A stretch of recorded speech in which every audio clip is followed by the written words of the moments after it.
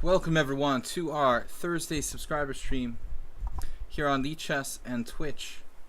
It is extremely hot, at least for me. I need another ventilator. I wish I was in Las Vegas like Acerbate, like with the air conditioning everywhere. I live in a place where it's only hot, like really hot 1 month out of the year, so we just kind of suffer through. We suffer through the one hot month. Yeah, it would be good. I've got my Kwang Liam towel here. Can be used for many purposes. It's kind of like the Lorax. What is that Dr. Seuss Lorax? What is that item in the Lorax that you can use for everything? Does anybody remember that? I'm silly already today. But, yeah, it's one of those things, this towel. For the trees. Right, Bob. What's the thing? What's the item that, what's the item from the Lorax that they're making? Oh my god, I'm losing my mind. Sneeds? Anyway, guys, welcome to my chess show. International Master Will Paschall. We're streaming here on Twitch and lichess. Fneed, but your spelling is a little bit off. Fneeds. Spectacular Camel has the phonetic spelling going on. It's close enough though, I'll give you credit. A Fneed. So this is my Fneed. It's a towel. It's a arm protector for the table. No, anyway guys, welcome. Thanks for subscribing. Acerbate, thanks for subscribing. Did you subscribe twice? Merle Dixon, donation of 100. Move 11, welcome. Acerbate, donation of 100. Bob Sakamano, welcome. Soltigo, welcome. Who else is there? Someone I don't see. That's me. Duh. I was like, who is that guy? That's me. Move 11, I said already. We've got welcome to everyone. Spectacular Camel. Master Fugu's here. Ponda's here. We've got a surprise for you today, guys. I'm a little bit, my eyesight is not so good. Just in case you were wondering why I have trouble focusing on the camera. But I don't have my Blu-ray glasses yet. I ordered them. So once I get my Blu-ray glasses from Spectacular Camel, I'll be able to do a little bit better. Anyway, guys, I have a special treat for you a little bit later in the show. Okay, bye-bye. So, yeah, he needs his Blu-ray glasses. Alright, I've got coffee. Dallas. Fneed is a highly versatile object knitted from the foliage of a truffula tree. This is my Fneed.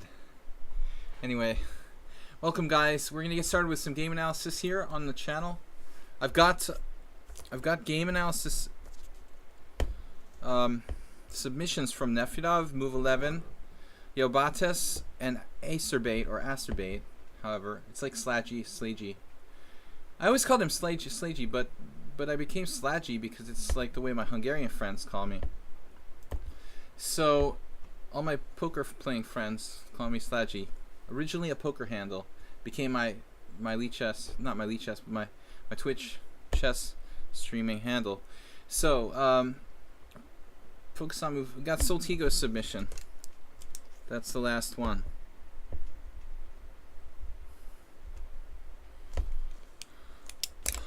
There's a setting on Windows to reduce root light. Wow, to reduce root light. That's what I said, and I'm not even dyslexic. That's weird. All right. So first in the list was Nefedov, I believe.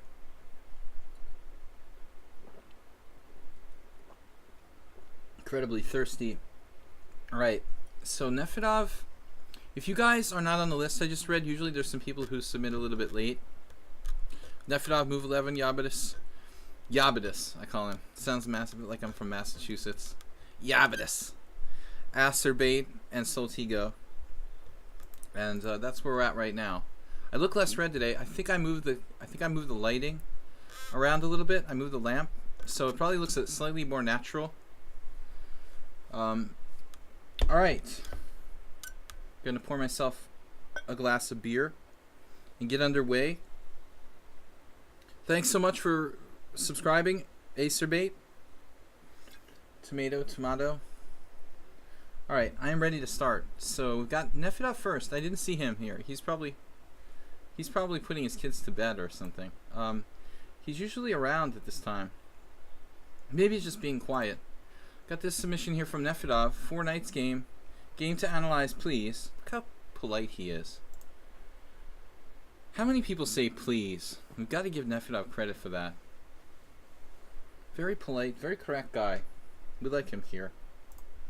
Have to say, he's one of my favorite subscribers. You heard a glass of wine every day is good for your health if you're over 50. Yeah, that's probably true. So, Sparkle, he's the best. But I drink beer. I drink everything, man. I drink wine too. Just, you know, just secretly. Off the stream. Alright. So, are you addicted? Dude. I'm addicted to streaming chess streams here. It's extremely hot. E4, E5. Knight F3, Knight C6. Nefedov here is black, so let's turn the board around. He's playing versus Chess Coach, who I don't know. Chess Coach is where from? We don't really know much about Chess Coach. He's a GM, supposedly.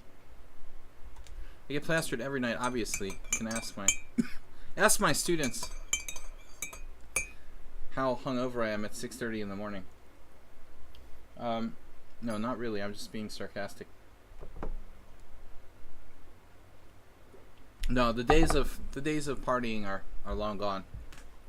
So E4, E5, Knight F3, Knight C6, Bishop C4. I've used this against Nefedov a few games, and now we have Knight to C3.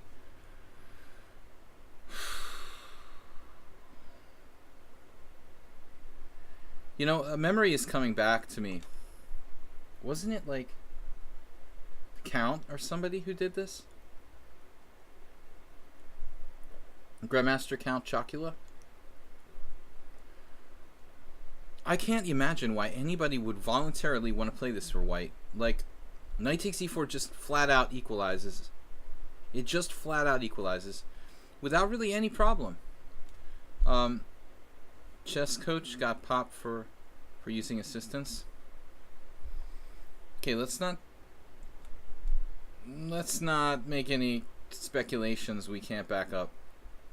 According to my lichess here, he's still in good standing.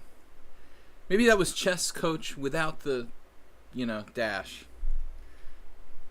Yeah, I don't understand like doing this with white, with Grandmaster. Very strange. He's not taking the game too seriously. I mean, this is just not a variation, really. I mean, there might be one question, okay? After this position, knight takes, d5, bishop d3. It's standard procedure here to play d takes e4. And then after bishop takes e4, you'll see there's a couple of games here. I mean, almost the majority of them are draws. Almost the majority. And even the engine is claiming that it's equal after bishop d6.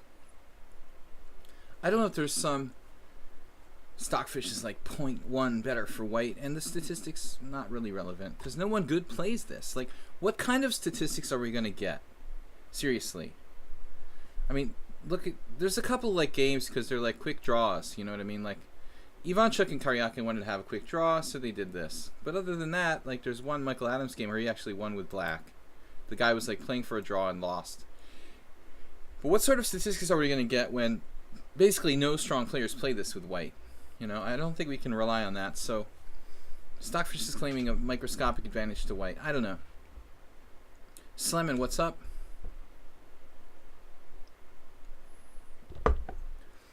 It was a chess coach, not the chess coach. Very good, Bob. Thanks for clarifying. It's a pretty common name. I wouldn't pick it, you know, for that reason.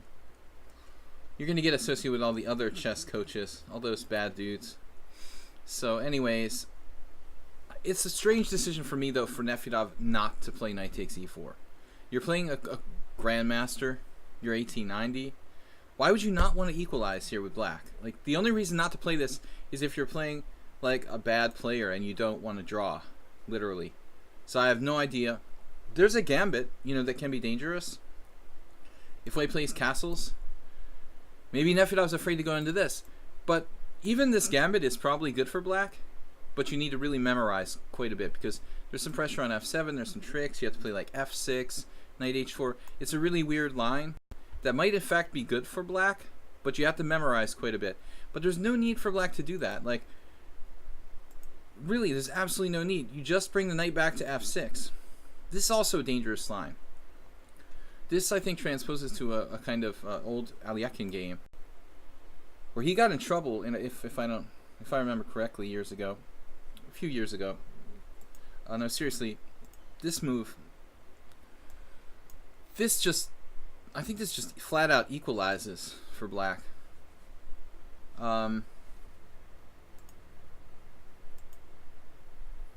So castles, sorry, let's say castles. Yeah, but I mean, most people are going to take on e4 there. Castles, knight f6. I mean, if you're afraid of this, rook e1, and you don't even try to keep the pawn, basically. You can play, what, d5? To go here first. Knight takes e5. Knight takes e5. Rook takes e5. It's kind of like an improved... Black's better, according to the engine. It's like an improved Berlin defense or something. Even c6 may be good. So, weird choice by both sides. Anyway, this is Nefedov's game. I don't know. I don't know why white would play this with white, you know, why a Grandmaster would play this with white, and why Nefedov wouldn't equalize. But he just transposes. Okay, castles, castles. With the bishop on c5, there's no more tricks like knight takes e4, so we're probably going to transpose into like a weird, old school, I don't know, four knights game with bishops on c5 instead of Mallets. Alright, so d3, d6. Yeah, I mean, with the bishops on b5 and b4, you'd have like a standard four knights game here. With the bishop's not on those squares, it's a bit strange. Bishop g5 is apparently most common. Yeah, I mean, it looks like a lot of people even go as far as to play h6. That seems to be like the main line. And again, Sleman just subscribed with a tier 1 thank you, tier 1 sub. You see, this is the trick to statistics. Okay, it's not really that relevant, you know, according to sample size. But why is black scoring better than white? If you look at the variations here.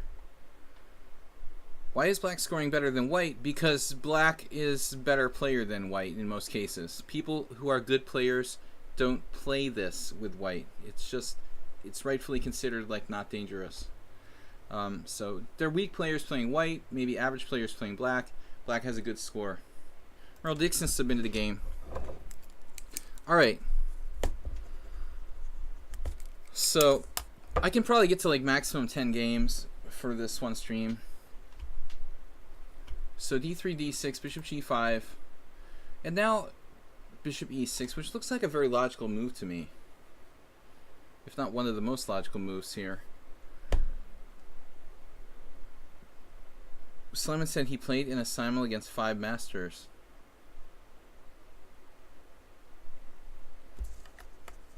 Played in a simul against 5 masters, one of whom was the world champion himself, so what an analysis on that game. Not quite sure what you mean by a simul against 5 masters. Like there were 5 masters taking turns in the simul, is what you're saying? They like literally took turns on the same games? Like some kind of consultation simul or something? Or just like different players had a certain number of boards? What's up, guys? Bishop e6 doesn't look that bad, but obviously white has this knight d5. Konstantin Maslak, poker player. Knight to d5. You have to take. And then this is a very strange move. I don't get it. It's just maybe the time control is super fast. It's 30-15. I guess chess coach didn't have time, and he's just like making lightning moves or something. Because this move doesn't look right. I mean, this looks like a positional mistake to me. You want to keep this bishop open on this diagonal. It's unopposed. It's a jolly joker. I think bishop takes clearly better.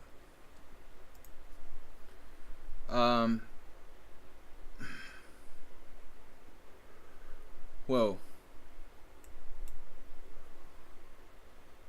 100 boards. Okay. Yeah, I think that Nefedov played this correctly. He went for the white square bishop. White has no advantage. It looks about equal. Yeah, this is one awkward situation though for black. Like, how do you get out of this pin here?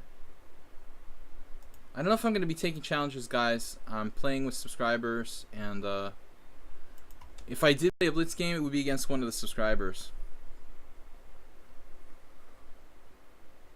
How is Nefedov going to get out of this pin comfortably? It's a bit of a problem. I mean, the bishop on c5 is strong, but white is threatening to play like knight e4 there, your other knight.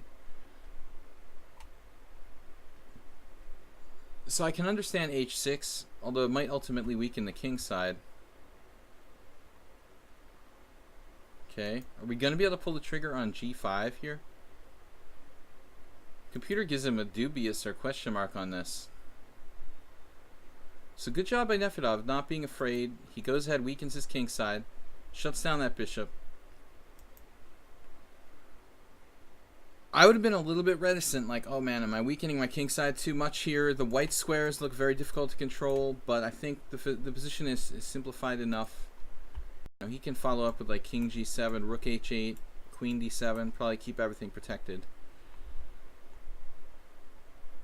So I don't think that this is I wouldn't think that I would say black is better, but he's okay. The chess engine says Nefedov's winning a pawn. I guess he is better. So why does white have to take back with a knight there? I'm just gonna guess this guy chess coach just playing too many boards, and he couldn't he just couldn't cope, so he's making bad moves, trying to play fast. He just drops a pawn here against Nefedov. This is very strange. I mean, you can keep the pawn, you can lose it. You know, this is basically your two options in this position. I think I'll lose the pawn. Alright, interesting. Then he takes d5, and then he plays h4. That's really no problem. We can guard. g5 is protected. We can play king g7. Bishop's not good. Computer suggests f5. It's a little of a scary move, weakening the king side even further. But obviously it's nice to control these white squares.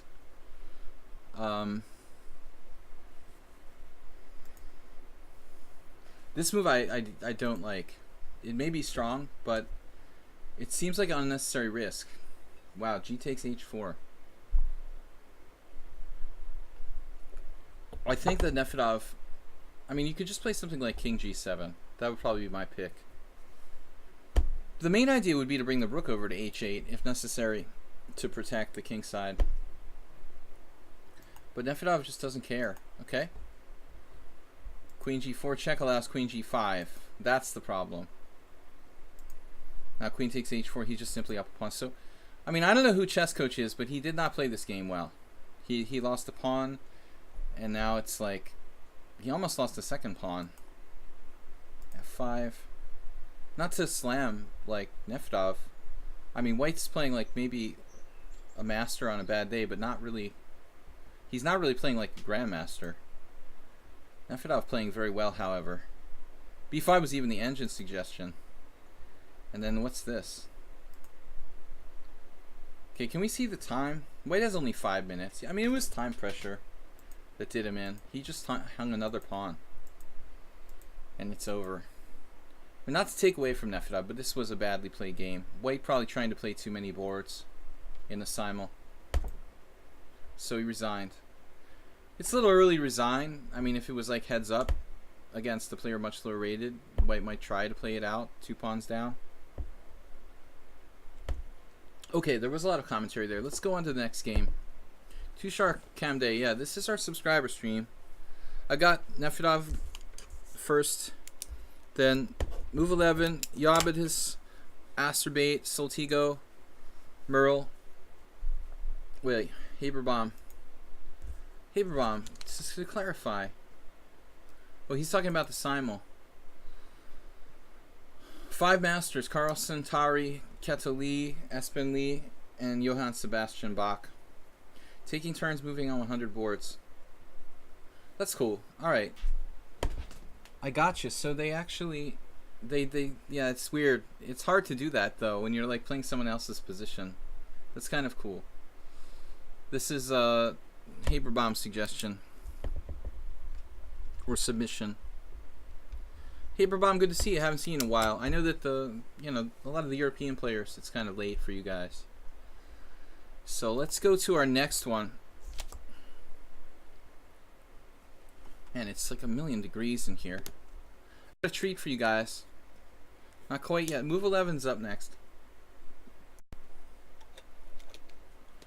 Whew, it's hot, man. Massachusetts, it's not supposed to be that hot. Fairly northeast here. Alright, where is my, how's this guy not getting banned?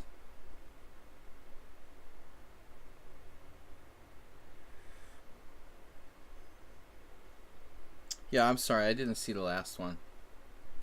He obviously just wants to get banned. I don't think Soltigo's with us or something. I haven't seen much from Soltigo. And I'm always kind of relying on Soltigo. Tension getter. Well, I thought the first comments were kind of borderline, but now he just clearly wants to be banned. You're playing Norwegian Junior Championship in a few days. Wow. Tromsø. Where do they have it?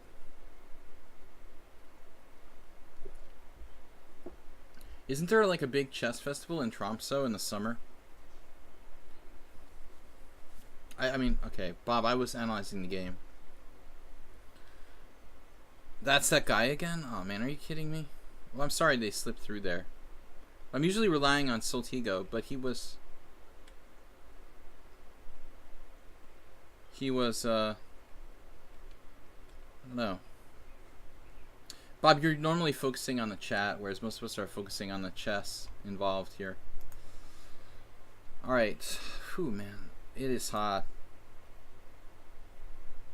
Where is my move 11 game? Wanted to share this game for analysis.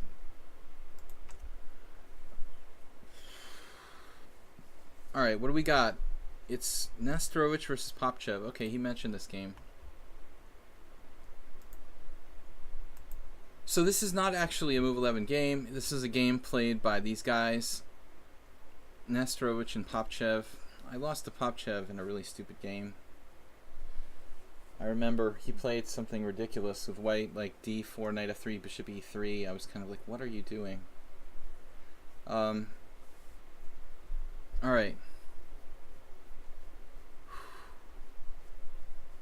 Bob, stop provoking. Okay. No, I'm not asking for another mod. I just, sometimes Soltigo has to do something. For a few moments, he stepped out. So e4, g6, d4, bishop g7, knight c3. And now knight to c6. This looks like some sort of Asmai Parashvili stuff.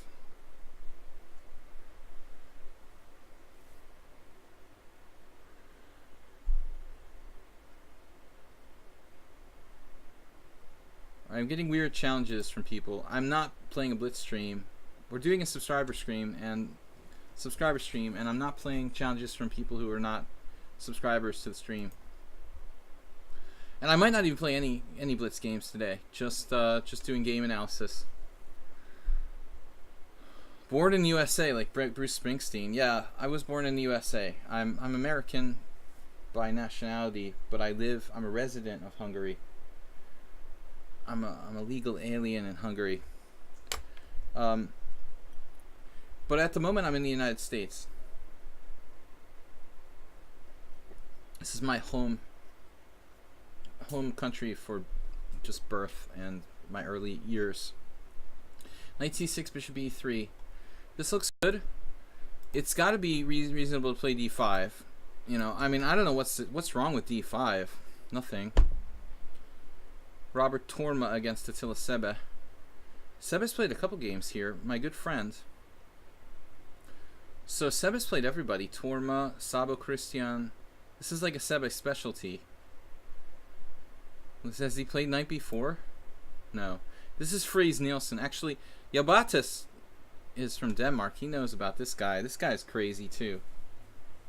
Friis Nielsen playing all kinds of insane openings. But I think knight b8 or knight e5. Actually, knight e5 is just losing a piece. Never mind. You have to play knight b8 here. I mean, it looks like, yeah, you can play knight d4 actually. That's also Friis Nielsen. Sebe just goes back to b8, right? Sebe, a guy who likes to play the modern defense, beat me with like 2 minutes in the clock to 28 once because he came late to a rapid game. Yeah, knight b8. I think d5 is definitely a valid move. So bishop e3, then d5. Okay, now, you know, now you show me this. It triggered a memory of mine. I think that Oliver Mihawk was playing this with black. Another Hungarian grandmaster.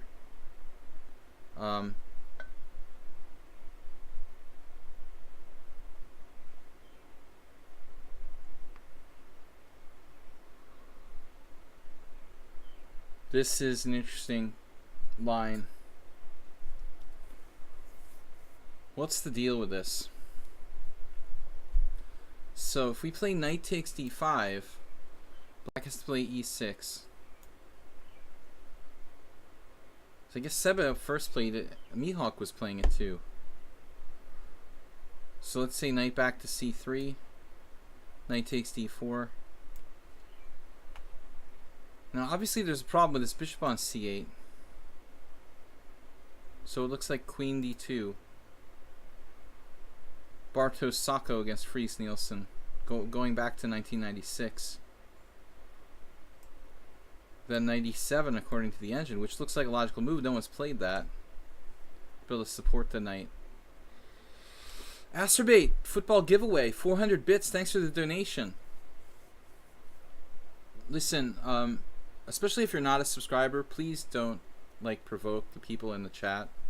I'm just trying to do the stream as a tribute to my subscribers. So especially if you're not a subscriber, and including the subscribers like Bob, try not to turn it into a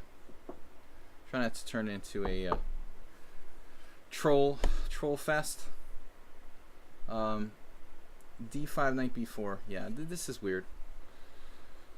Weird variation. Bishop e3 d5. So it looks like knight takes d5. This is just like some small advantage to white. If you take with the pawn, it's more interesting. Black goes knight b4. This is basically like a tricky gambit.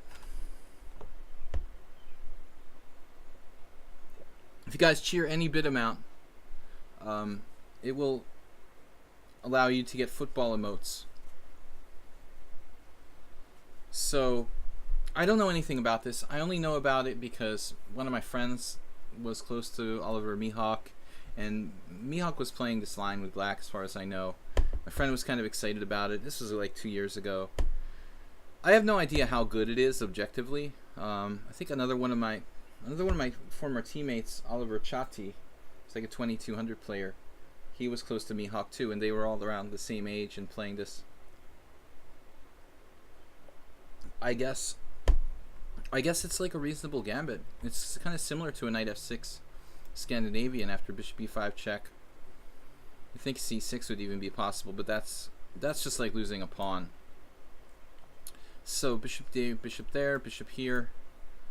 Now bishop f5 hitting this. Bishop b3. Again, very, very similar to the knight f6 Scandinavian. Merle Dixon, thank you guys for donating. Gotta literally play the troll toll, pay the troll toll here. $5. Whew, man, it is hot here, guys. Sorry, I'm like drinking everything. So I don't know, man. This is a tough game. Let's just look at the game, because the opening is just all kinds of questions. I can't possibly understand this. So White's move here.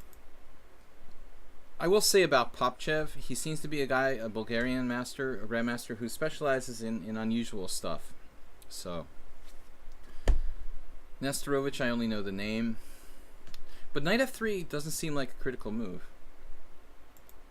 Black takes, and now knight takes e4, knight h6. And I guess black can play for e5 break. Now d5.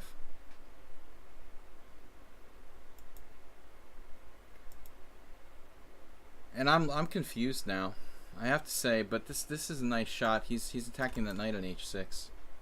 It's a double attack, guys.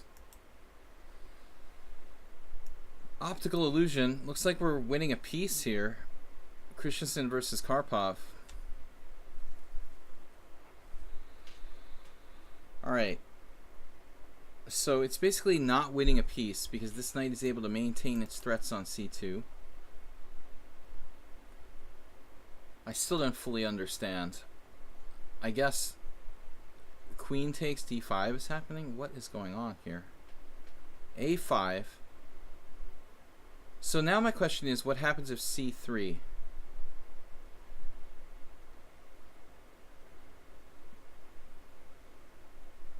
So c3, queen takes d5. And then if you play cb, queen takes e4. And you're pinning the bishop from attacking h6.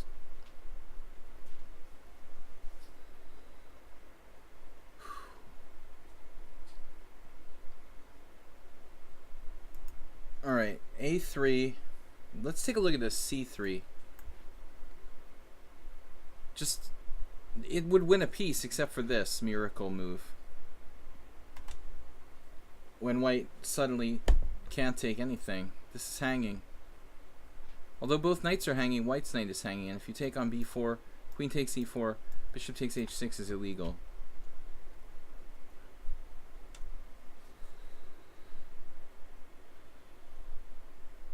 Alright. Today's my subscriber stream, guys. I'm analyzing subscriber games. So this was a submission of move 11. It's a very strange line. a3, queen takes d5, a takes b4, queen takes e4. Milko's just better now.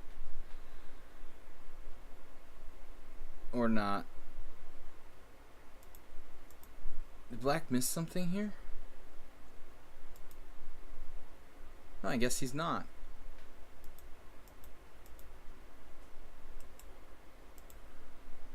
Compensation. We got 7 pawns against 6 pawns. White's gonna win one back. So actually, this is surprising. I wasn't expecting white to castle queenside here. I mean, with this A file open, this is kind of nutty. Nesterovich loses the game. It's like, well, you know, he castles queenside with an open A file. I mean, that seems really insane. You know, is it just me, or is this pretty mental, you know, to play castles queenside? A nice safe castles kingside, knight f5, I know, going after the valuable dark squared bishop, but you could even save that with like bishop f4. He may have been concerned about bishop takes b2, but then it's not a big deal. We could even take here. I just don't think that white is really worse here. Maybe it's equal, but castles queenside is pretty crazy. If black goes on to win this game, I mean, this move is to blame. Now, the engine thinks it's okay, but I mean, for my money, it looks pretty mental. Look, the evaluation already dropped to 0. If you guys want me to not use the computer, Stockfish to analyze the game, that's fine. Just let me know before I start. When the computer sees over the event horizon, you know, it starts to be like, oh yeah, by the way, you know, this queenside castle wasn't such a good idea. I mean, there's a bishop on g7, there's a rook on a8, and there's a queen that's like ready to come down to a2. Does that seem sensible? I just mean like for your specific games. Everybody's like, yes, use the computer. No, don't use the computer. Yes, use the computer. I mean, if you're the guy who submits the game, you can decide. I take back, it's like, no, don't use Stockfish for your game. So castle's kingside. Hey, good choice. White takes a piece, and now a takes b4. And I guess this is cute. Move 11 submitted this. Threatening mate, obviously, for black here. Queen e3 making space for the king to escape, but Milko will not be so easily undone. Nice shot. Bishop c3, ab, and now can white survive? So apparently, in a very scary situation, obviously facing mate, Nesterovich finds the only move, bishop a6. And the main point is that this queen can capture here. You know, saying something like queen a6, we can play queen takes c3 and threaten mate on g7. Okay, Slammin, we won't use it for your game. But, and I take back. I still don't imagine how the heck white is surviving here. Queen takes, oh, wow. So he just trades queens. I was shocked by that. I was like, okay, there's no way this is going to be a queen trade, and black wins in a few moves.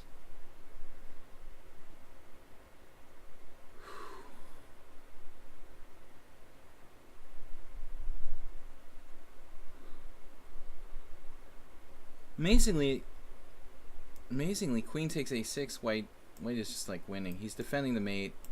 He's got the mate threat of his own. Black has only 2 pawns for a piece, I guess, so it's not really enough compensation. Although in a practical game, maybe there's still some chances.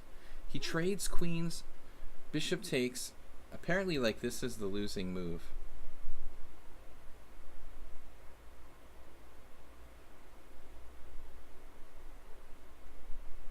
This is the losing move because he needs to stay on the rook, I guess.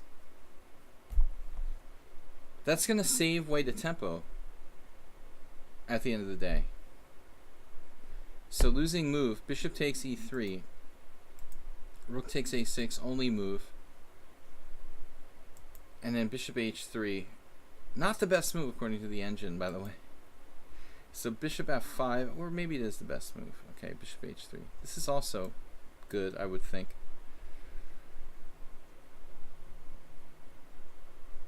The idea being that black gets a better ending. After bishop d4, rook a3, we have to sack a piece to survive, and it's pretty bad.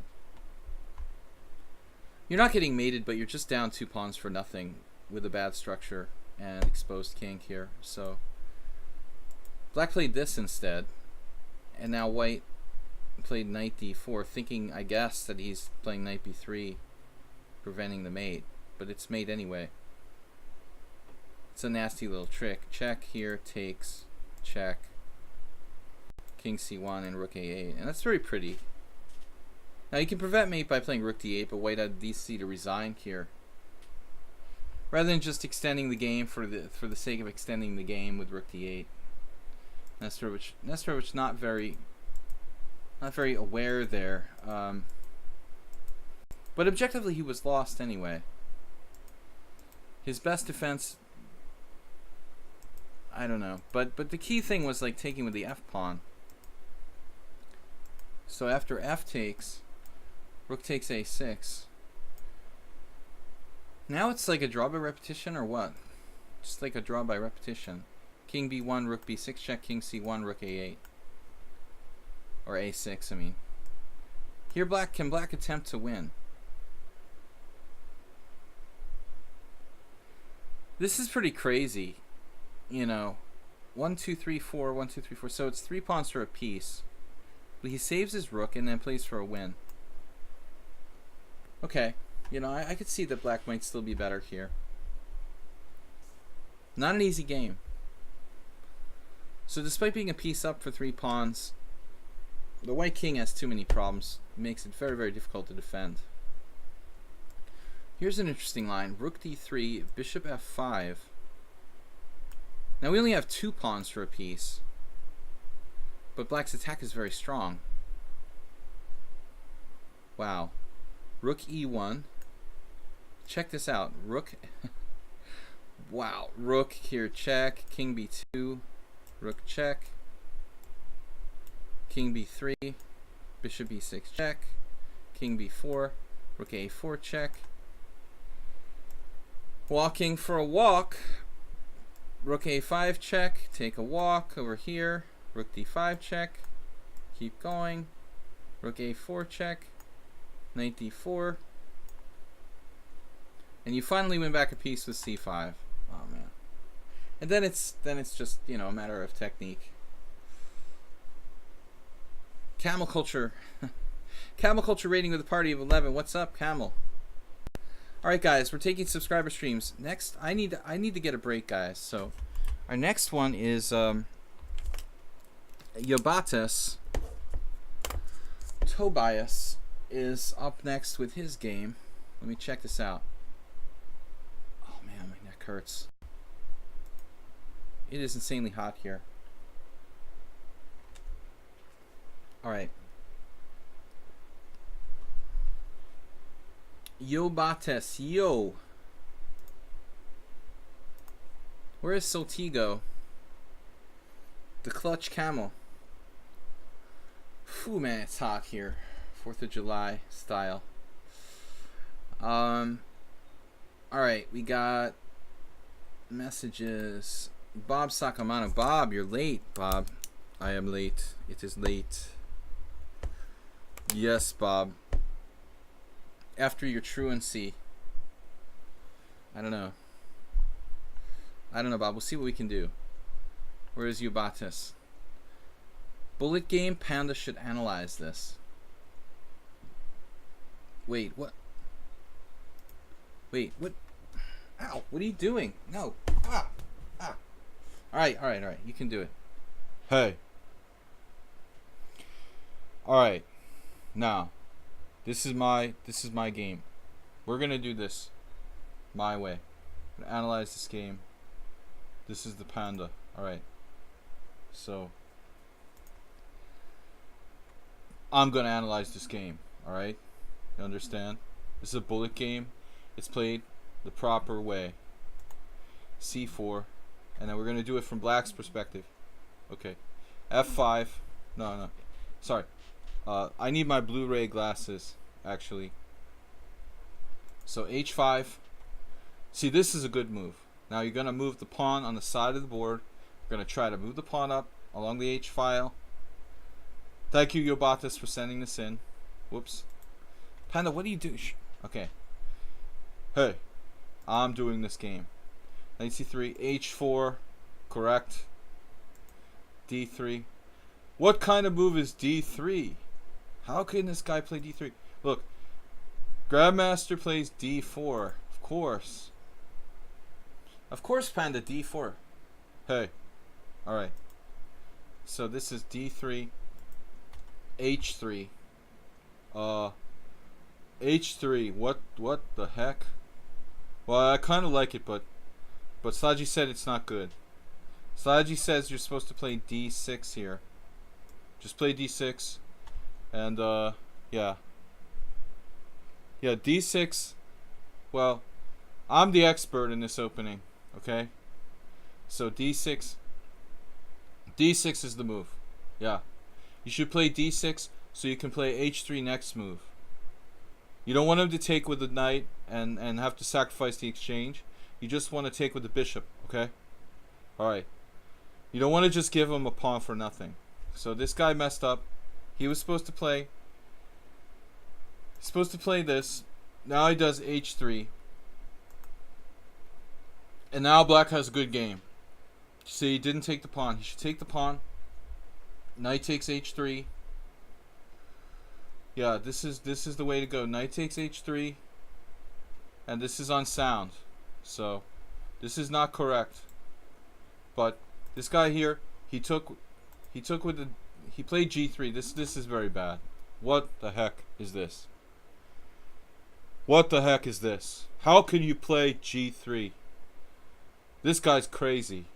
I mean, this is insane. He had the chance to take with his knight on h3. Now he plays g3. Now black's better. d6. I don't care what Sockfish says. It's just a fish. I'm a panda. Okay, d6. Now black's better. e4, e5, knight f3, knight f6, knight g5, knight c6, bishop e2, knight d4. Now black's better. Active knight on d4. Yeah. This is crazy. Okay, a3. Knight takes e2. Queen takes e2. c6, a good move. Bishop e3. And now d5. What the?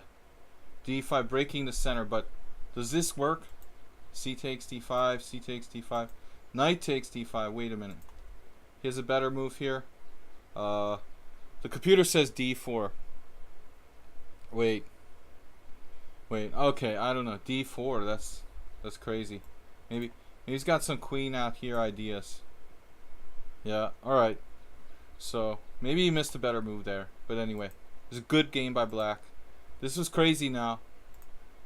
And then he doesn't take back. So this guy, he doesn't take back here. This is a bullet game. E takes d. Queen takes. Queen takes d5. This has to be good for black. Good endgame. Two bishops. Jolly Joker. Very strong white square bishop. Pawn on h3. That's the pawn on h3 is strong. Yeah, this is really good. Okay, this is over. This is over. Very good for black. Takes. So he just lost the piece. I just lost a piece. Okay, this is crazy. Yeah, this is toast. Okay. I'll let William come back. No, this is over. Good game. Well played with the h5. I think this was really good. Okay. Bye-bye.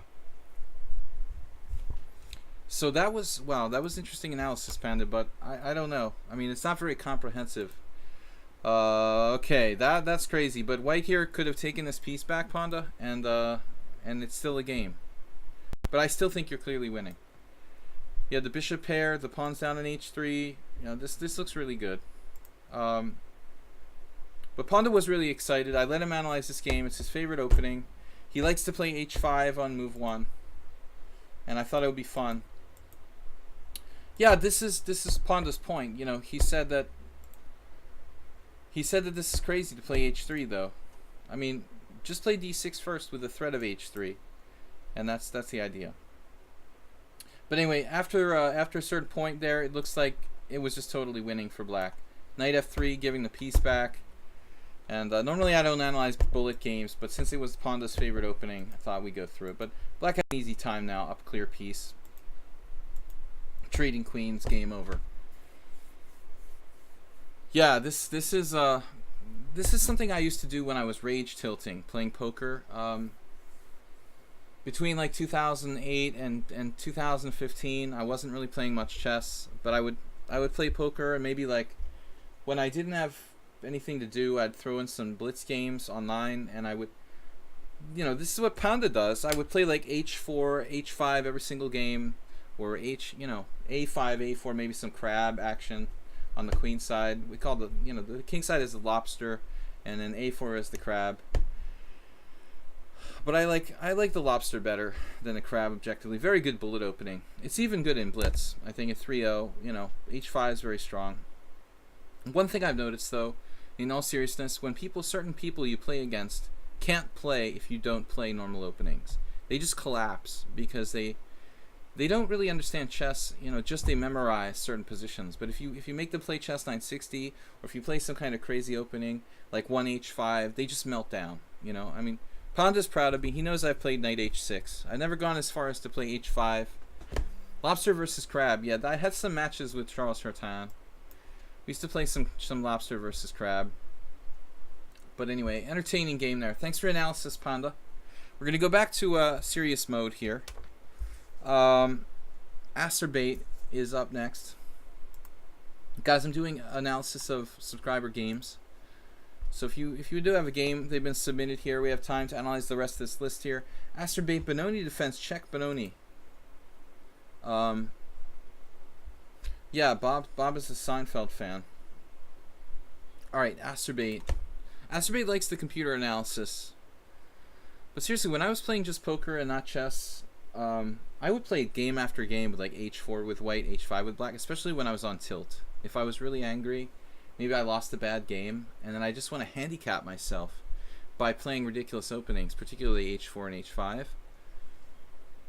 Because if you win with these openings, then it's even more of a moral victory. You know, you didn't just beat your opponent, you handicapped yourself and beat your opponent too. So it's like even better.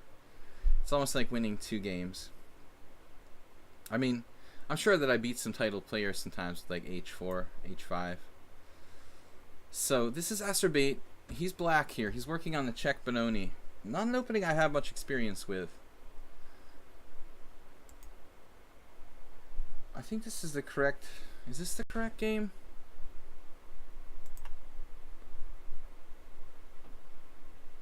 This has to be the correct game. Check Benoni with e5. I mean... Come on, give me a username. Is new here. Say hello. It's like a bonus, you know. You win the game and you feel even better about it because you played a self-handicapping opening. So it's like... Whatever. Never mind. e5, d takes e6. What is this? Like, think about this move. Let's think about this move logically, okay? White's playing d4, establishing like control of the center, right? Black plays knight f6, white plays c4, you play c5. Now white's investing a second tempo in playing d5. That's his strong point. And now you go ahead and you play e5.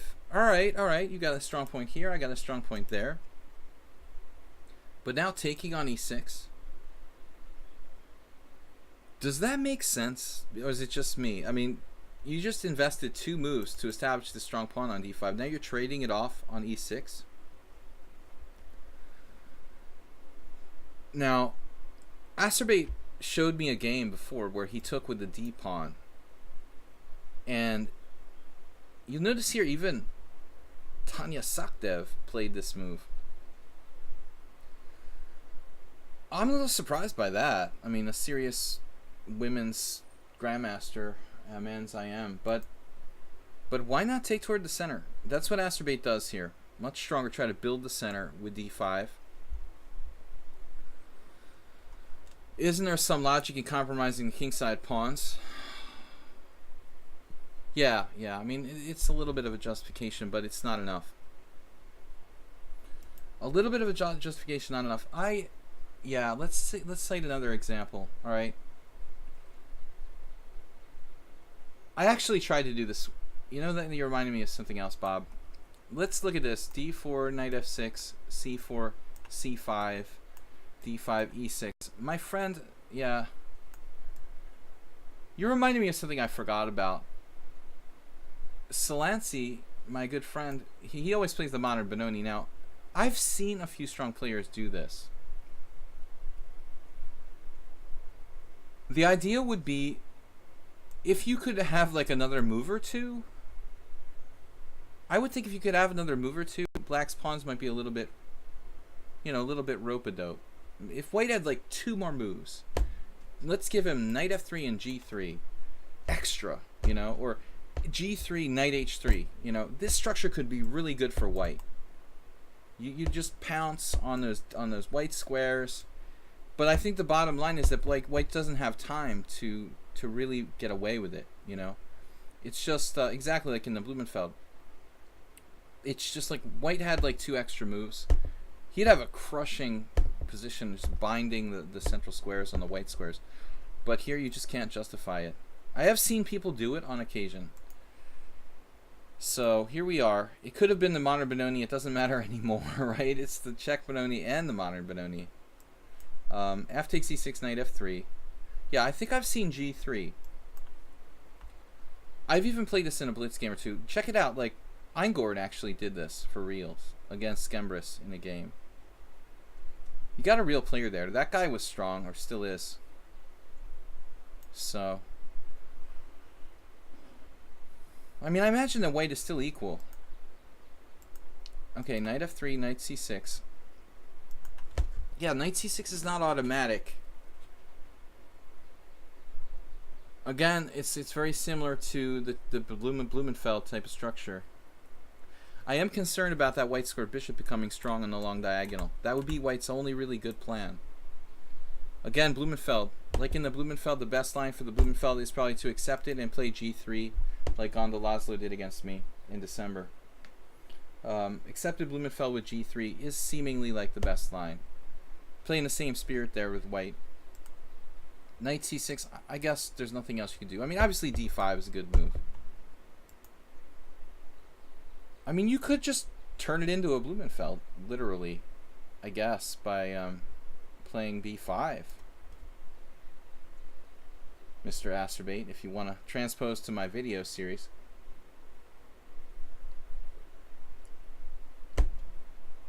b5, man. Delayed Blumenfeld. If you want to be really aggressive, I like it. But it's not necessary. You might even be able to play b6. I think this kind of gambit, maybe it's not sound after this. Okay. b6 is interesting to play bishop b7. It's a little bit weakening. But I hate this bishop to be blocked in. d5 is one move. b5 is a move. Destroying the center. Yeah, knight c6 is okay. Knight c3 and then a6. a6 is okay. You can play a kind of delayed Blumenfeld, but I'm afraid it's too slow. He's going to e4 you now. This is getting way too Blumenfeldy now. You're going to possibly transpose to something similar. a6. Okay, so after a6, now e4. This is a very strong setup. I think knight c3 followed by e4, trying to really refute black's setup with like e5 is good. You probably need to play b5. I guess you can play d6. It's a little ugly looking, but you could meet bishop f4 with e5 and just lock in on the d4 square, and it's probably not so bad for black. I was thinking b5. Can we get away with this? b5. Yeah, the problem there is that your knight is hit. In the Blumenfeld, the knight would be back on b8. And then you could play any number of moves here. Not recapturing, developing a piece. And this is also interesting, like e5, b4. E takes f6, b takes c. This looks kind of dubious for black. Not a Blumenfeld line I would recommend. So I think if Asterbait wants to play the Blumenfeld, he's got to do it straight away with this move here with b5. And I mean, otherwise you can go ahead and play d5. This has got to be okay for black. Istvan Cham against Jula Sachs. Sachs Jula. 1981. A good Blumenfeld, if you will. But it's too slow. Knight c6 and a6 is too slow. White's got e4. Now you need to play d6. You need to stop e5 because this is a serious problem. If not, you could probably play queen c7.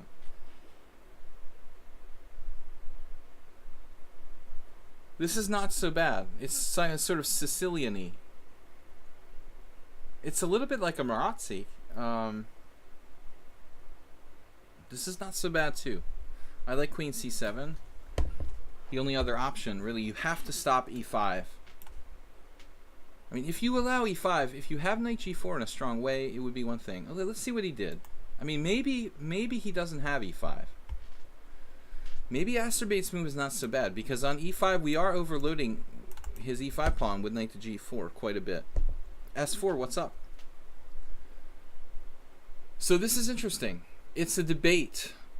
Is the white pawn overextended on e5 or not in this Blumenfeld type of position? No doubt white could sacrifice a pawn for initiative. Bishop f4 allows rook f8 with tempo. You know, castles with tempo.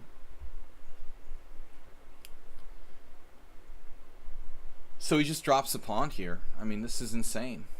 Now, maybe that's some hallucination that queen h5 check wins a piece, but I have news. You know, the knight is retreating back to g6 or f7. Yeah, the dude realized now that queen h5 check doesn't win a piece. So he's like, oh no, all right, bishop f4. Tough call on where to retreat. You know, knight c6 goes back toward the center, but knight g6 gains a tempo. So how do you pick? I always talk about how this is a bad square. It's probably as bad as usual here. You might be able to get it back to f4, but there's a serious possibility that this might also be a good idea, just to stay in the center. But I guess g6 also protects your king side. In fact, even knight f7 is worthy of consideration. This would guard a lot of key squares like d6, e5, you know, guarding against the check, g5. Knight f7 is okay too. Salt, thanks for the 10 bits. The Mubat thing is too long. That's according to Bob. Very important, Bob. Alright. g3. Whoa. Okay, then White's just lost his mind. Of course, Acerbate should take this. Not only breaking White's pawn structure, but getting rid of a dangerous piece in the process, I think. So this is a big mistake not to take on f4. Castles. Again, he allows you to take. And again, you don't take. I mean, I think that Acerbate was afraid of the open line. But this is too much of a generalization. You know, this bishop is just too vital. Okay, this is also a strong move, d5. But I would think, like, just taking this. Just taking this guy and continuing. We're going to play like queen c7 or any kind of solid move. I mean, even this is winning position for black. We really need to get the bishop out. But other than that, it's just a winning position. So this position is just fantastic. He plays d5, also good. White, I agree with Castle's queenside, but it walks into a nasty tactic. And Acerbate found it. Nice job. Computer gives a mistake. This is splitting hairs. I mean, okay, yeah, e5 according to the engine is better. I like the Acerbate's move. Knight takes f4 question mark. I don't think so. It's a nice shot. Takes. Very good tactic, Acerbate. Bishop g5. I probably would have played the same thing. Very strong. Winning a pawn with tempo. You just have to be a little bit careful about your king side. It's going to take some consolidation here. There are ways this can go wrong. Your queenside development is lagging. And I think the most important quality, Alekine's rocket, Alekine's gun, the most important quality you can have as a chess player, I think, is being objective. You know, maintaining objectivity. This position is not so easy for black. White has counterplay on the white squares, particularly against d5, the g file. So don't count your chickens before they hatch. And other catchphrases. Queen g3, bishop f6. I like the way Acerbate is not afraid to, you know, play tactically. But objectively, I mean, d4 looks like the safest move, dude. You want to just shut down this line. It's going to be a long process winning the game. Another interesting move is here, kind of just stopping his play a little bit. Bishop f6 here.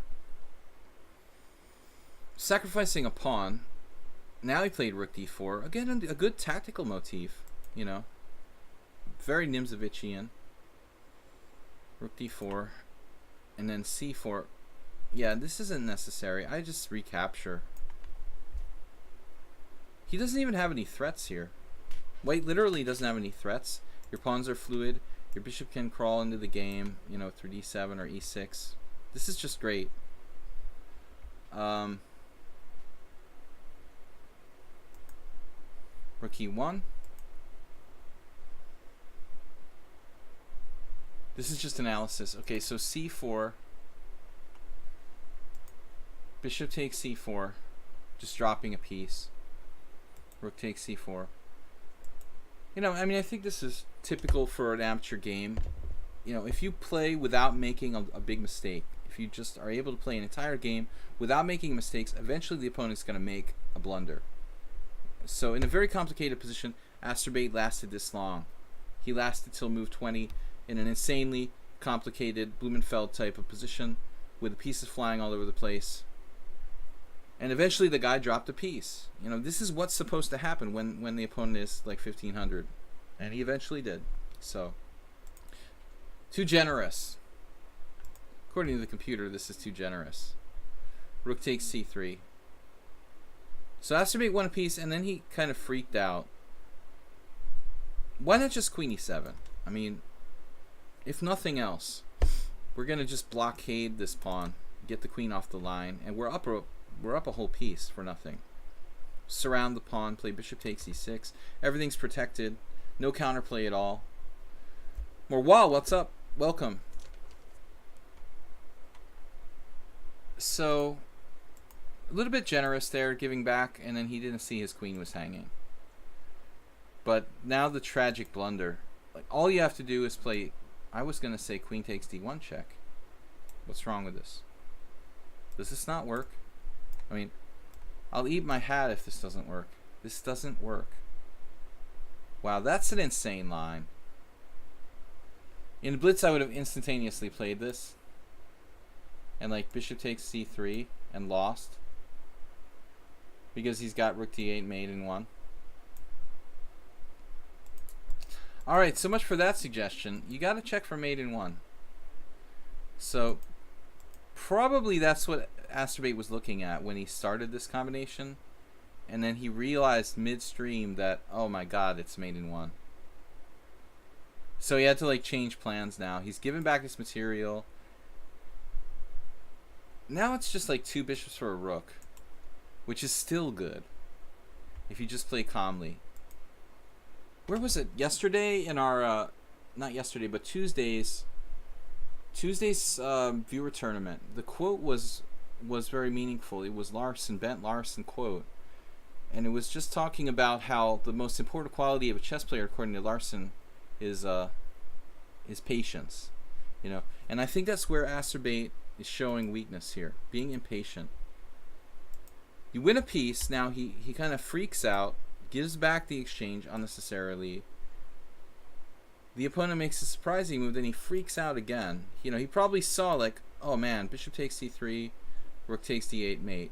Queen takes d1, rook takes d1, bishop takes c3, rook d8 mate. And then he started to panic. The more bad lines he looked at, the more he started to panic, and then he just plays the check. But I don't see what this check does. The check, it just chases the white king to a safer position. It doesn't really have a logic behind it. You know, so you can't just check for the sake of checking. You have plenty of time, 7 minutes. Let's take stock in what's happening. All that matters is the position now, not 5 moves ago, not 10 moves ago. It's hard, but you have to stay objective at all times. I said this earlier, patience, objectivity. And it's like I'm as weak as anybody else when it comes to breaking these rules. I mean, I have my moments. When you're tired, it's harder to be patient. Obviously, you snap. And this goes for interpersonal relations too. Like, let's say you're tired. You know, you're hanging out with your friends. You're grumpy. It's harder to be patient with your friends when you're tired. It's the same thing in a chess game. When you're tired, it's harder to be patient. It's harder to remain objective. And that's the thing. You have to like really sort of train yourself. But here it's like, okay, maybe Asterbate was kind of bummed out because he was like, he thought he was winning straight away. And then you've got to be like, oh my god, no. So then to retrain yourself to like just start over again. We have to start over again in this position, winning the position again. But check out the evaluation. Queen e3, bishop takes e6. This is kind of shocking right here. +5 for black. The material is 2 bishops for a rook. Pawns are even. So take that to the bank. It's only 2 bishops for a rook. That's like what? 6 to 5 according to classical like count. Rooks are worth 5, bishops are worth 3. I told you guys the American Chess Player's Handbook by Howard Staunton. I've got 2 old copies of this book from the beginning of the last century.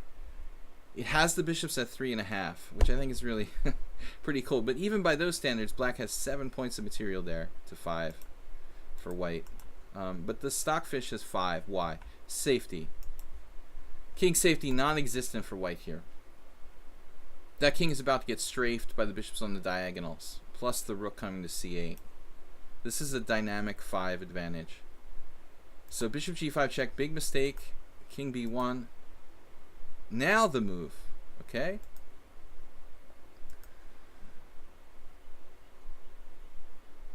Bishop f6. And then finally, bishop takes e6. So we're back into winning position. Wins the queen, and that's game over.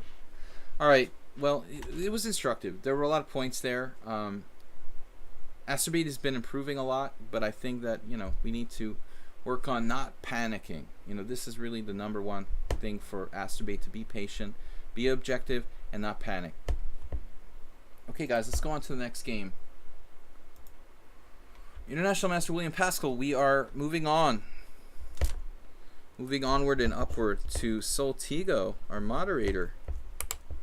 I got Soltigo, Merle Dixon, Hyperbomb. The Hyperbomb. Yeah, that's gone.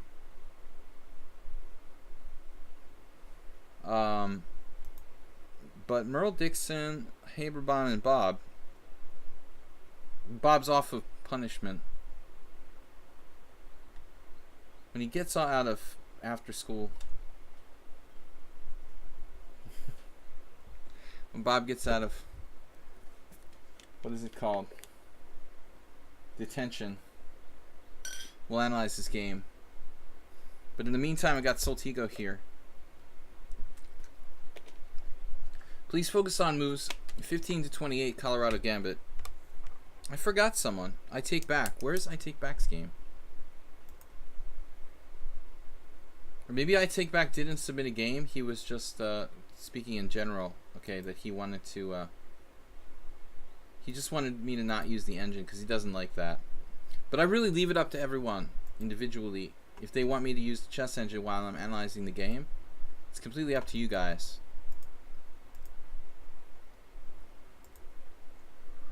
Why do I want this window to go away? Okay, can we get the game? Ponda. You guys missed the Ponda analysis a little while ago. Thanks so much for subscribing to the stream, guys, and the donations today. Astrobate, Move 11, Merle Dixon, Spectacular Camel, and S4 have all donated this week. Thanks so much, guys. Appreciate it. You can also make a donation. Sorry, Squadra. I clicked Squadra's account there for some reason. This Soltigo game, 15 to 28 moves. One of Soltigo, our moderator, one of his favorite openings here. So knight c6, knight f3, f5. The so-called Colorado Gambit.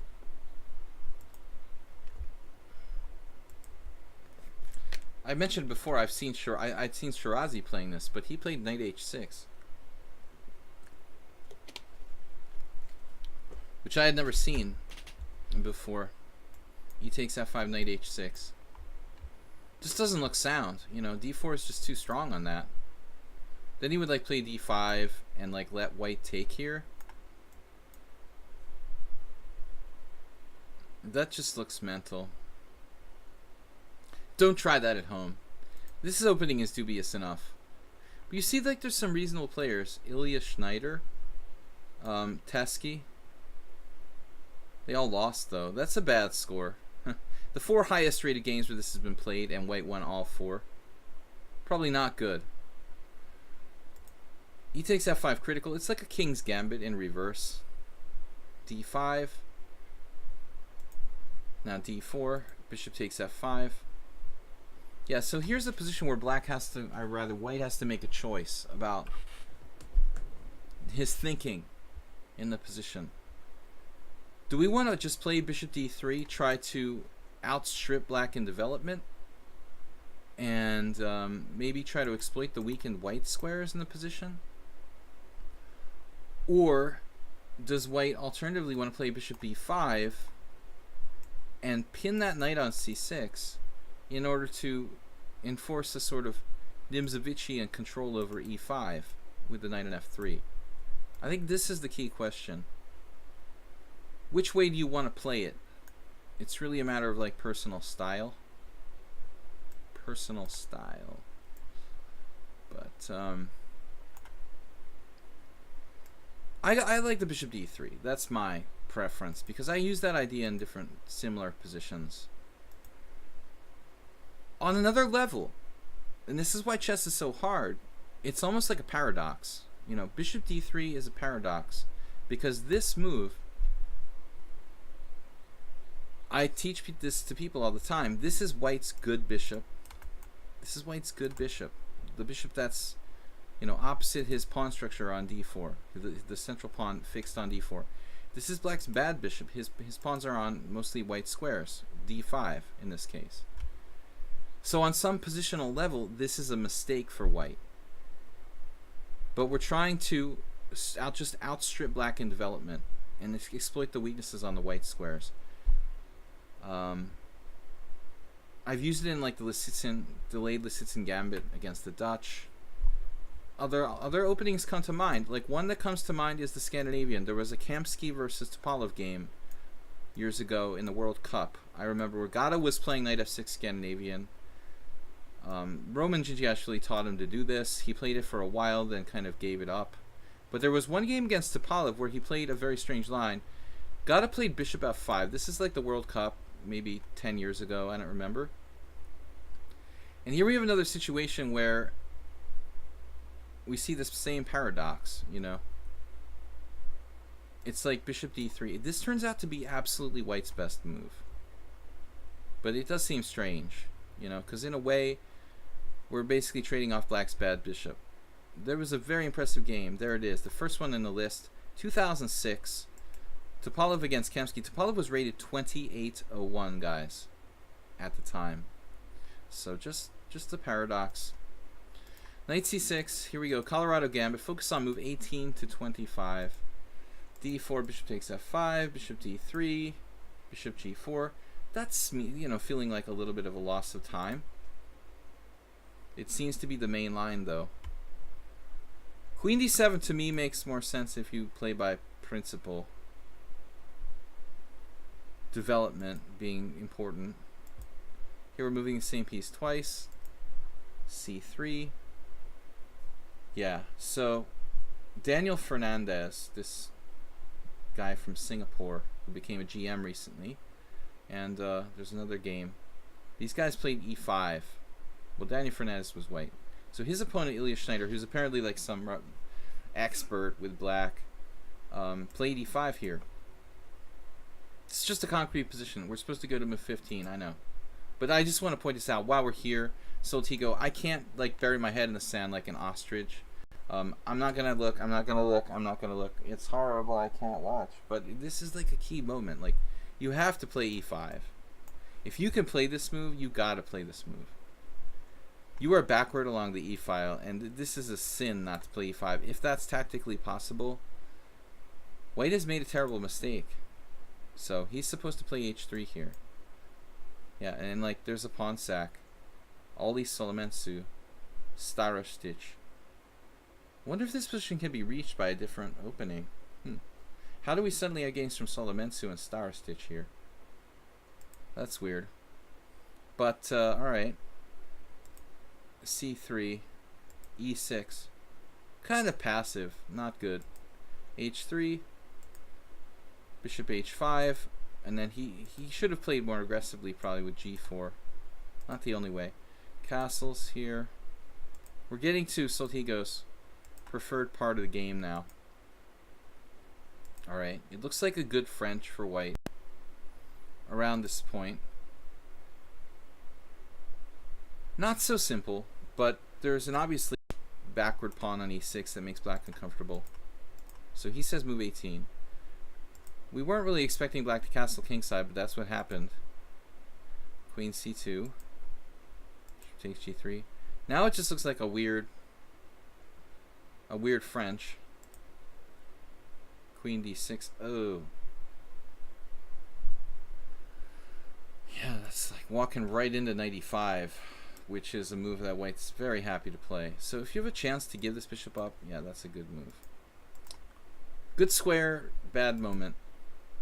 He didn't do it. He did g4. That's also a strong move. And it's like you have to play bishop f7. That's horrifying. Man, that's ugly. Wow.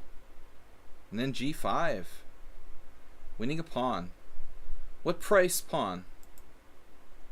So we're getting into the key position. White is objectively winning, but he's also created some weaknesses in this position, namely the f4, g3 squares. I mean, I can see the writing on the wall here. Something's going to happen and go wrong for white. The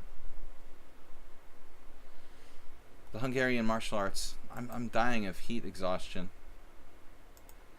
To be honest, what happened? All right. Extremely hot where I'm at. G6. Somewhere I had a game analysis with someone else who did something like this recently, and man, that is really, really dumb. You know, to play g5, g6, to kill your own bishop on h7. That, imagine that. Like, let's just make our bishop so it can never move. Okay, he's trading it off probably, but even then, you know, black's bishop is so bad. Why do you want to trade it off? This is a strange move. Bishop g8. Yeah, so it comes down to like white also having quite a few weakened squares. The g6 pawn might be overextended.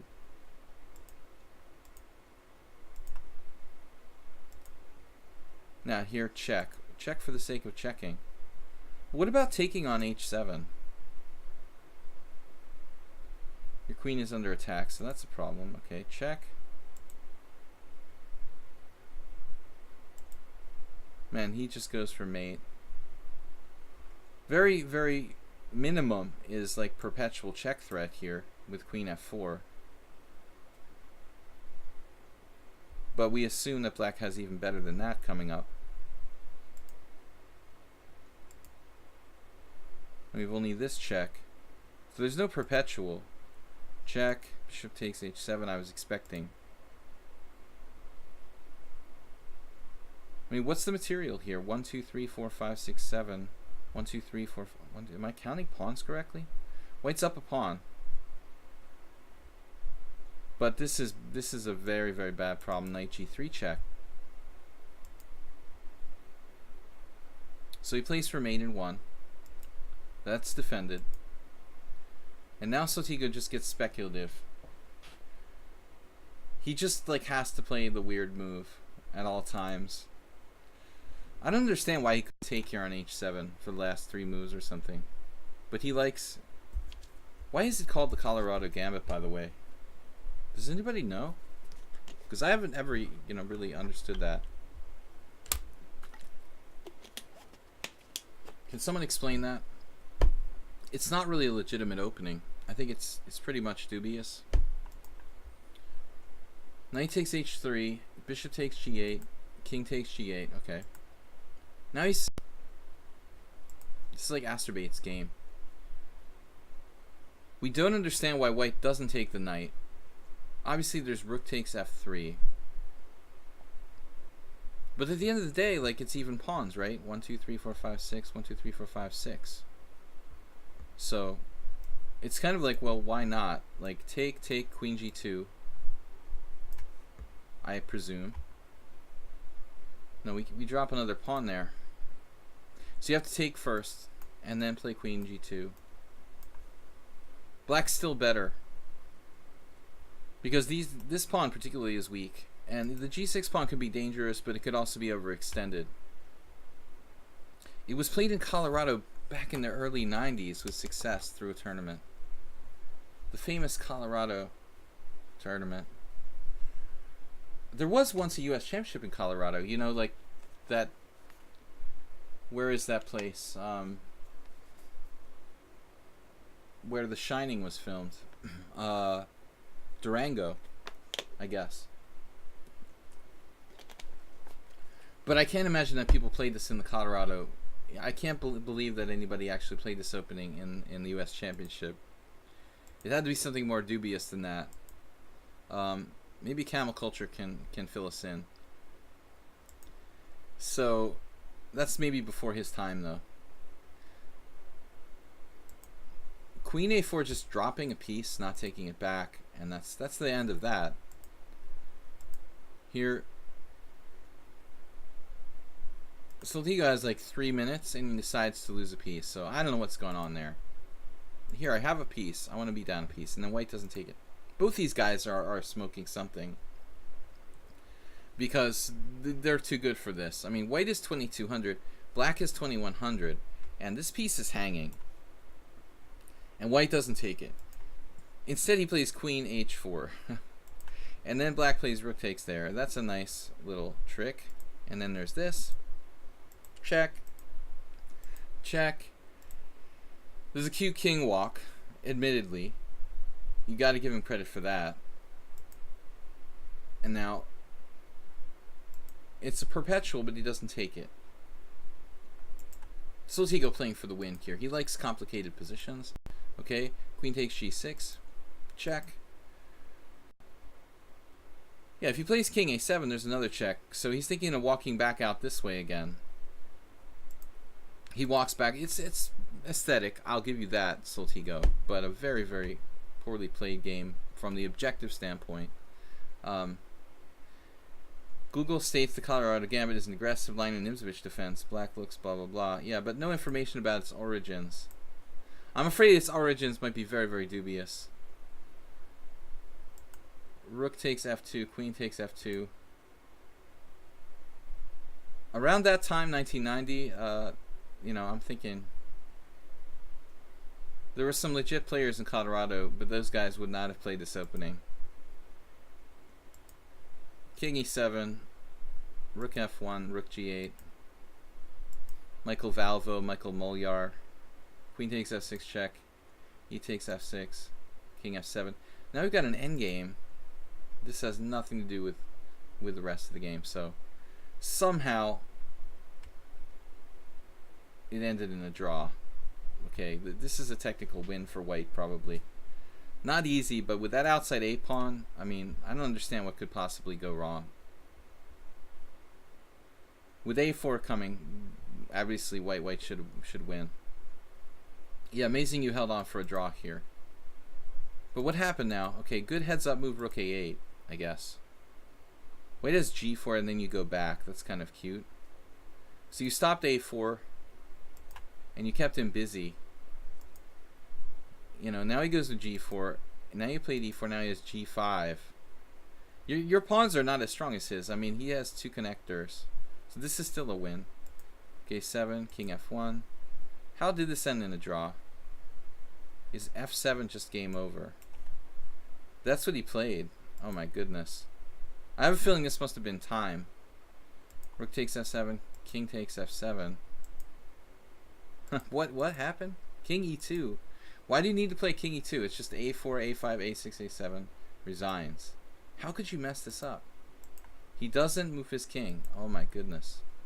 Still a4. He's not in the box. The box is here, right? The square of the pawn. The black king is not inside the square of the pawn, so it's a win. With like 50 seconds, white played c4. And now he's inside the square of the pawn. Magic. b5. Look, Ma, it's a trick. Pawn takes pawn. Now it's still a draw. Soltigo with absolute chaos. Check. Here. Both sides have mutual connectors. If they're very far advanced, it could be a win. But they're not quite advanced enough. So this is just a draw. Alright, Soltigo. Very entertaining. The accuracy level of that game lacked a little bit. Let's check in with Merle Dixon's game. Merle Dixon submitted a game here. If there's time, please tell me what I did wrong in the opening. Thank you. Okay. So, Merle Dixon, well, he's got a lot of inaccuracies here. Oh, it's GM Chess Coach again. This is the 30-30 casual. It's a simul. GM Chess Coach played very strangely against Nefedov in an earlier game we analyzed here. Well, it looks like Stockfish has an inaccuracy for you, Merle Dixon, but not too many mistakes. So d4, knight f6, knight f3, g6. Knight c3. You know, I kind of I kind of like the modern trend. This bishop f4 with the delayed knight c3. You know, to play bishop f4, and then to play knight c3 on the next move. This modern London system or whatever Sedlak calls it. But I'm not a big supporter of the London system. I've just come to kind of slowly start accepting it. You know, I don't think I like it. I make fun of it all the time, but I admit that it's like kind of annoying to play against. But I like it a little better than knight c3. I guess you're going to transpose, though, on d5. It doesn't matter. You need to play bishop f4 there on d5. Bishop g5. Yeah, knight e4. It's similar to Trompowsky or something. This is probably inaccurate, so you'd really need to go bishop f4 in any case. But I think I'd rather play the move order bishop f4 to try to trick black into playing like a bad Pierce. Knight c3, you know, get them to do stupid stuff like castle kingside and then play e4. And then you're playing the Pierce with the bishop and the king on g8 and g7 when black's supposed to be delaying that in the sharp lines of the Pierce normally.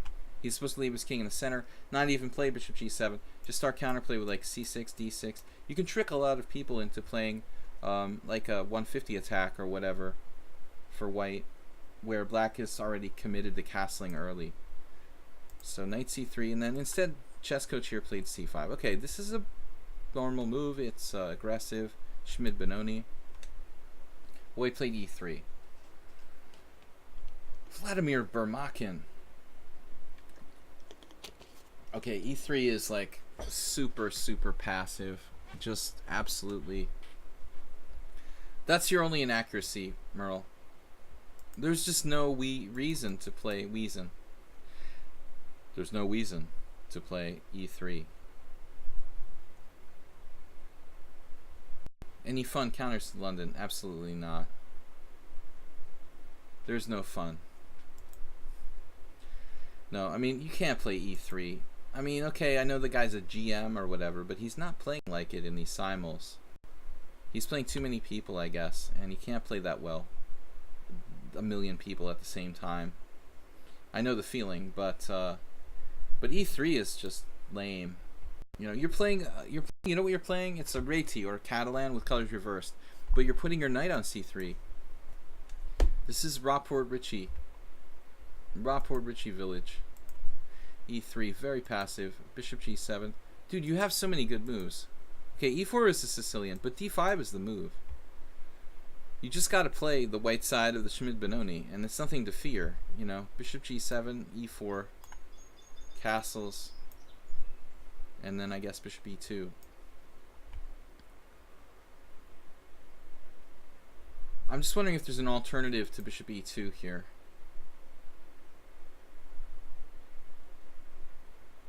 Not really great ones. You can play a4. I think that's slightly inaccurate for some reason. So e5, I don't know where this stands. This bishop e2 would be my recommendation. This is standard Schmid-Benoni. d6, get out of there, castles, and it's a standard position. White is better. I played this with black. I lost to Mark Hebden. I remember that was unpleasant. I never ever really believed that black is okay here. You know, you just play it once in a while. Don't do it against strong players. It's something Larson played. The Schmid-Benoni is risky. So e3, bishop c4. This is a very strange move. I would give this, you know, I was surprised that Stockfish didn't give you a dubious for this as well. That's really kind of weird. To give black a free tempo to play d5, I don't understand, Merle Dixon. What's that about? You need to play a move here that's constructive in all scenarios. D takes c5, turning it into a kind of this is what Bermakin did. Bermakin plays weird stuff. He plays passively, but he is a grandmaster. You know, he's an expert in playing like very dry, safe, boring, you know, positions, and then grinding people down in equal endgames and stuff. I know him because we played blackjack together. But no, d takes c5. Yeah, that's a move. Trying to justify knight on c3 as well. You know, you can turn this into a reversed Queen's Gambit accepted, probably. Other options are almost non-existent at this point. I don't know, something like Bishop D3 probably. What are we going to do after D5? We're probably going to have to take anyway, and play. So it looks like that's your only good option, to transpose to a kind of Queen's Gambit accepted with colors reversed. Bishop C4 looks like a secondary mistake. D5. Now Bishop E5 check, and then Bishop D7. And this game, chess coach plays correctly. I mean, you know, this is a Catalan basically where he's now a tempo up. So this exact position probably exists in theory, where chess coach is white and Merle Dixon is black. It's a kind of Catalan where black is playing the white side of the Catalan, and black has put, you know, his knight on C3 or C6 if he was black on a kind of inferior square. A4 looks like a reasonable move. So I think that's probably pretty standard. Trading is okay too. But Merle, you have to realize that you're now black in a kind of lame setup. I don't know which way black should take back here. It's kind of a tough call. I think the knight's slightly more natural. Because of the knight coming into E5 on that queen on D7, chess coach's move is actually more aggressive. He's hoping to get his knight into a more aggressive square on C6. Castles, so CD. This is really the first move by chess coach that's bad. Never ever get out of the boat. Right, Panda? Panda's here. Hey, chess coach. Never get out of the boat, okay? No, but the general rule is when you have the superior position, you have more space, you don't release the tension. Now, I'm just kind of having fun with this. Chess coach is playing with a tough time control. Simul, I know how it is. It's hard. You just got to make moves. He's just playing a move. He probably knows this is not the best move. But I want to prove the principle here. You just don't want to release the tension when you have more space. This is not really a threat. We can regain that pawn. And even as a long-term sacrifice, you could play something like castles, d takes, c5, e6, man. I mean, who knows? I think this pawn is not likely to live. And even if it did, we could probably sacrifice with something like b6. We could probably play this as a pawn sacrifice here. Imagine this position. Here, takes, takes. This is white, man. Black is white in the Catalan. He has pressure along these files like this. Compensation for pawn. Compensation for Ponda. But no, I don't like CD. Black's move. What did you do wrong, Merle Dixon? Knight c3, e3. Well, knight c3 not itself. e3 was a mistake. Bishop c4 was a mistake. And then not taking on c5. He plays c takes d4. Suddenly it's like your position is equal. Or close to equal. I've had this kind of position a lot. With black. You know, very typically here on my stream. You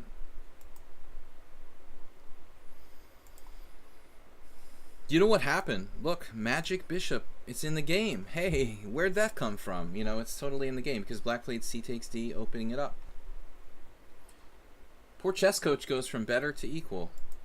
And now this is a passive move by Merle Dixon. Could have gone aggro, knight e5. And that's the question about that queen on d7. And this is much more aggressive. So, knight e2. Okay, the knight's misplaced, but this is a passive plan. I like black now. Black's a tiny bit better. b5 standard move. Going for the minority attack. Black's a little bit better. And just trades pieces, and now b4. There it is. Now only black can be a little bit better. Breaking up the white pawn chain. And that's an answer to your question. But fortunately, chess coach was not that ambitious, so he agreed to a draw here in this Position where he has a classic minority attack and a slightly better structure. So you better believe the chess coach would play for a win here if it was heads up. All right, guys. I'm gonna go on to Haberbaum. We started at 4:30. We've got some time left. All right, we got till 7. So next game is Haberbaum, and guys, don't forget tomorrow's stream, which I haven't mentioned, is a Friday. So Fridays I'm doing mornings to accommodate more like European players being able to watch. Keep it in mind. Tomorrow, 10 a.m. EDT. My hair is really... hate that the stream is showing everything backwards, so my hair is all freaked out. Alright. When I look at the webcam, it's like a mirror image. I'm trying to style my hair in the webcam. And we'll leave it as it is for now. It looks kind of weird. E6. Friday, 10 a.m. EDT. Guys, we're going to be playing Fast Blitz 5+3 only. Accepting all challenges, not just subscribers. Please support the stream, guys. You can make donations via bits. Don't forget to subscribe. This is my giving back to you guys, like specific game analysis with the subscribers on Thursdays. Alright, Haberbaum is next. This was played from a simul. Wait, where's Haberbaum? Is this it? Yeah. So he played a simul with Magnus, Ariane Tari, and 3 others. Every one of White's moves I've noted down who made it. Oh, wow. Okay. That's awesome. He did extreme analysis here. So you got this game where you're playing like 3 or 4 or 5 different masters. I mean, obviously, in case, you know, 3 of them or 4 of them are grandmasters. So Carlsen, Ketel Lee, and then Sebastian and Tari are all GMs. Aspen Lee is like a IM or FIDE master. So C4. This is made by Ariane Tari. Knight F6. Haberbaum is black. Knight F3. This was played by Carlsen. G6. G3 by Christiansen. Bishop G7. Bishop G2 by Ketel Lee. Castles. Knight C3 by Espen. So now we're into the mainline symmetrical, which I play a lot for both sides. So anyway, we'll not concentrate too much here until we get to an original position.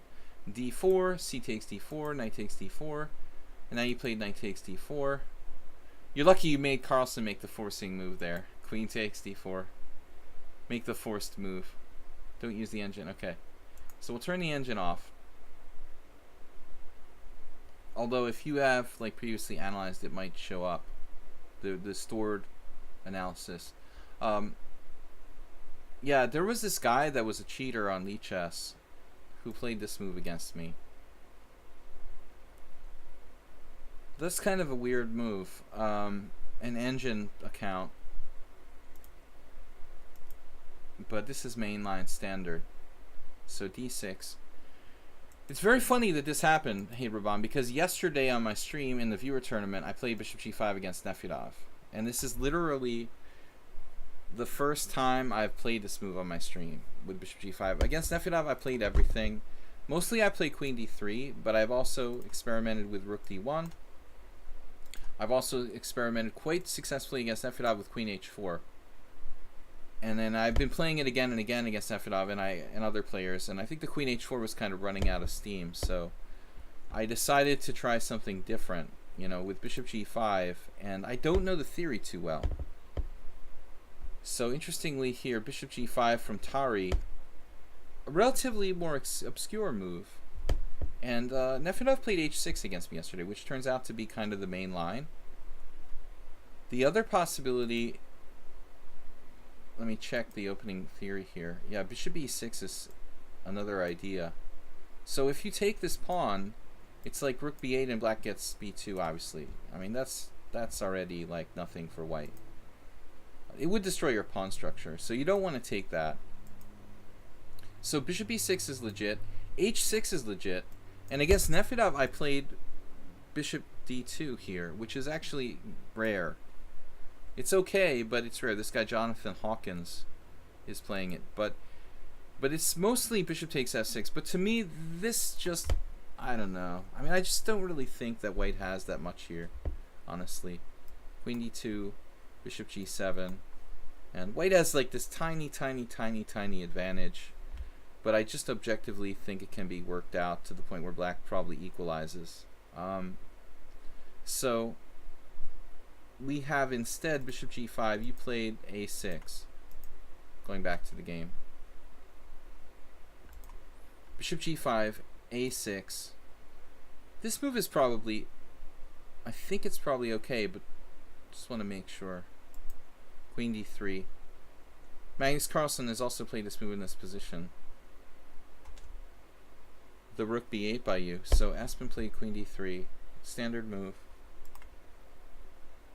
That's funny though. Queen d3 is, after a6, queen d3 is not in the opening explorer. Though it's a very, very natural move. I probably would have played it myself. There's no threat right away. You see, that's the thing. Usually like queen d3, they wait until black plays bishop e6, threatening knight d5, and then play queen d3. So Espen here probably being unsure. He just made the move voluntarily, but he doesn't have to move the queen yet. So it's not necessary. It looks like most players played like rook c1 here, and then funnily enough, it's transposition. Magnus has also played rook b8. It turns out to be the main move, but it makes complete sense. This is possibly a transposition. You know, if we play a different order of moves here, we do d6, white plays queen d3 right away, which is the main line. Then you play a6, and now white plays bishop g5, kind of an obscure move, and rook b8. We would transpose. This is most likely how Carlsen, as you said, got into this position against Gelfand back in 2006. That's the same year when I played Carlsen, ironically. So a6, rook b8, rook a d1, bishop d7. I've seen the Christensen guy at the Budapest Spring Festival, and he seems like a really correct, you know, he plays crazy, interesting stuff, but he's not a maniac. I mean, he's a sound player. He seems like a very sound player. From what I saw in the few games that I saw him play, I liked his game. Queen d2, b5. Yeah, what's up with queen d2 here? Carlsen played queen d2. It's ironic, but it looks like Magnus played the first strange move. The problem is that like they're all taking turns playing this game, and they don't know what the last move was by the other guy. You know, they're not thinking, you know. And Carlsen comes to the board. He doesn't even remember like what the last move was played, so it's not his game. You know, someone else made the last move, so he's just like queen d2. I mean, it's not a horrible move, but it's like probably not the best move. Looks like you're possibly playing b5. You're also possibly playing bishop c6 here. I think that Magnus is possibly, and I'm saying possibly every sentence now, he might be threatening a trap with this. Yeah, this is what I was afraid of. It looks like he's set you up for this trap, like b5, c5, d takes c5, bishop takes f6, queen takes d7. Yeah, he has the idea of like bishop h6, but this almost seems like his point. You know, he sees you're trying to play b5, so you have an alternative. You could play bishop c6. I think that this is more than likely going to be met by e4. But then you could start to seriously think about b5, no?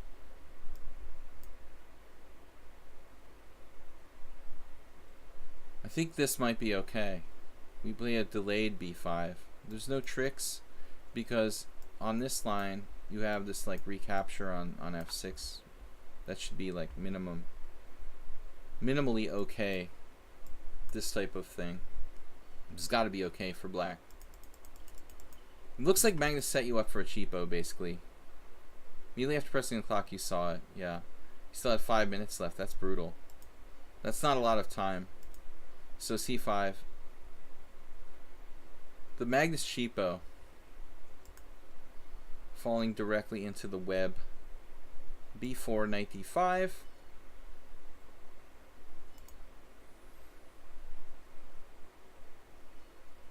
Maybe Magnus has something else in store for you. Bishop takes f6. Is this a move?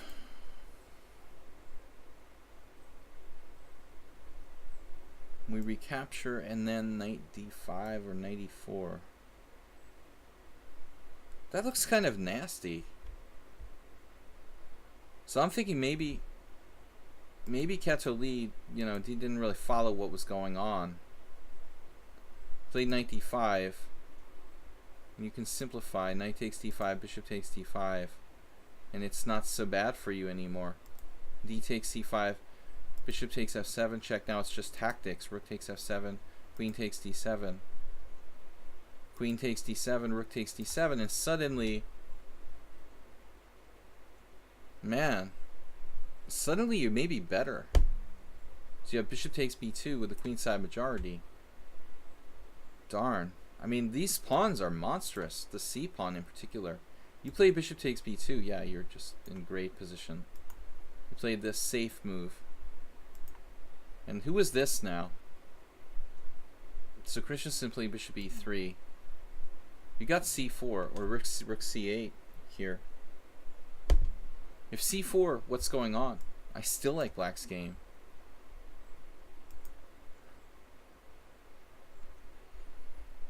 Maybe that's the best move of all. Just to keep the c pawn on the board. You're going to end up even better here. These guys have monstrous technique, though. Be careful. They're going to endgame technique you. Oh, no. And this is the blunder. Maybe h5 so they don't overrun you spatially, I would think. Here. He could have taken the pawn. He didn't take the pawn. On b4, isn't this just hanging? That's weird. So, too many boards.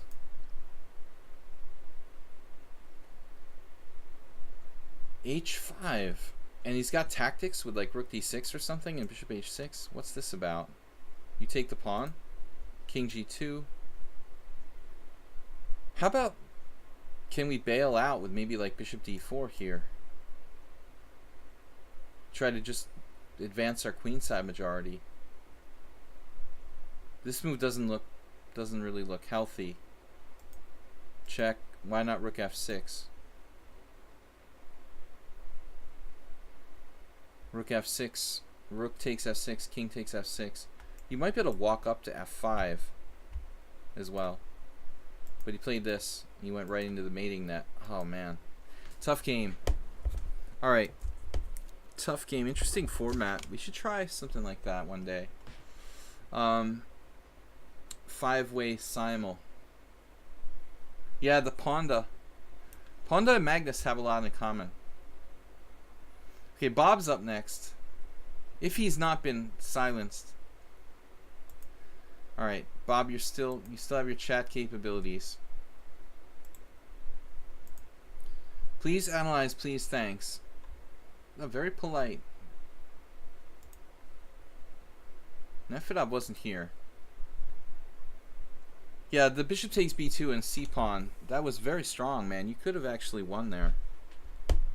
You see how those grandmasters, they get strong when it comes to the endgame. Okay, this is Bob. I'm gonna turn the computer back on. So this is imported by Bob Sacamano from 1909. One of my favorite players of all time, Akiba Rubinstein against Jacques Miesis. The pronunciation of Miesis, I'm not sure about. But I'm sure that it's not like Mises Pieces. Alright. C4. Let's flip it. No. Let's keep it on Rubinstein. D4. Rubinstein, he played E4 early in his career. Like many classical players at this time. He began with E4, but then he migrated to playing D4. And that was really much like the time, I think, the early 1900s when a lot of players started to explore D4. Whereas prior to that, if you went back much further, it was much more rare to see anything but straight up e4, e5. Mises pieces, d4, d5, bishop f4. Rubinstein, a harbinger of the future. Akiba played pretty much every closed queen pawn system. He played the London system. He played the Colley system. He played, what else? Types of Colley's Zuckertort. What am I forgetting? And he also played like all the mainline stuff with d4, d5, c4. So he had a very, very versatile approach with the white pieces. The London system he played actually very, very well, but in a kind of old school style, not this Jabava knight c3 type of stuff. So, bishop d6. Yeah, this is interesting. I mean, I think the majority of players you're going to see bishop g3. Even Rubinstein himself. Is this Bob, is this the famous game, The Web of Dark Squares, and in the most instructive games of chess ever played? This is the Web of Dark Squares game. Very good book, guys, if you want to pick it up. Chernev, a famous chess writer, he collected a lot of the best classic games in history and put it in this one book called The Most Instructive Chess Games Ever Played. You can pick it up very cheaply. But I'm guessing that's the game, because there is this exchange bishop takes f4. I'm not 100% sure. Let's see. So knight f3, bishop takes f4. This is a Slav idea. It's not a big deal. Yeah, maybe it's not the same game. Actually, it's not. It's not. Because in that game, it was a different occurrence, now that I remember. White had the bishop on f4. He actually played g3 behind it. Yeah, that was a different game. Okay, same idea, different game. E takes f4. Queen d6. There's this cheapo shot here. Trying to grab a pawn. So, I don't know what the best move is objectively. It's not out of the realm of possibility the white could sacrifice a pawn for the initiative and development. Queen d2 is most common. It looks like g3 has also been played, but Rubinstein decided to put his queen on c1, presumably because he wanted to free the d2 square for his knight in the future. Interesting. But he was a player who was very much ahead of his time in terms of opening understanding. In 1909, this is a guy who played openings like he had seen the future. Basically, he played the openings in 1909 like, he's young, relatively young here, by the way, but let's say 10 years later when he was in his prime. I mean, he played the openings like he could see the future 50 years ahead or 60 years ahead. I don't know, maybe he had contact with ancient aliens. Queen c1. Both queen c1 and queen d2 are a little bit awkward. Knight f6. Objectively, white's a tiny bit better. He's got the lockdown on e5. Black needs to play like c5 probably. Alternatively, b6, bishop b7 looks like a good method of development. Bishop d3, b6, good move. We're going to try to play like bishop b7, maybe plop a knight on e4. The problem here, though, is that this interference idea with knight e4, which works so well in the Stonewall attack sometimes, white has another f-pawn to kick it out with f3. So he won't be able to just leave a knight on e4 forever. They're following a Pavel Blatny game from 1991. And then bishop a6. This is actually a strong exchange. If you really want to go outside the box, check this out. Knight c3. This is like Carl Schlechter style. Bishop takes, d takes, and then you can have all sorts of double pawns. But double pawns that control the center, and you see this in Schlechter's games. And Rubinstein and Schlechter had a lot in common. In fact, they played in some of the same tournaments. The problem was Schlechter died very young. He would have been maybe world champion. You know, very possibly he drew the match against Steinitz after almost winning. Was Steinitz, but actually, you know, their styles were very similar, Schlechter and Rubinstein. Yeah, this is interesting too. I like it.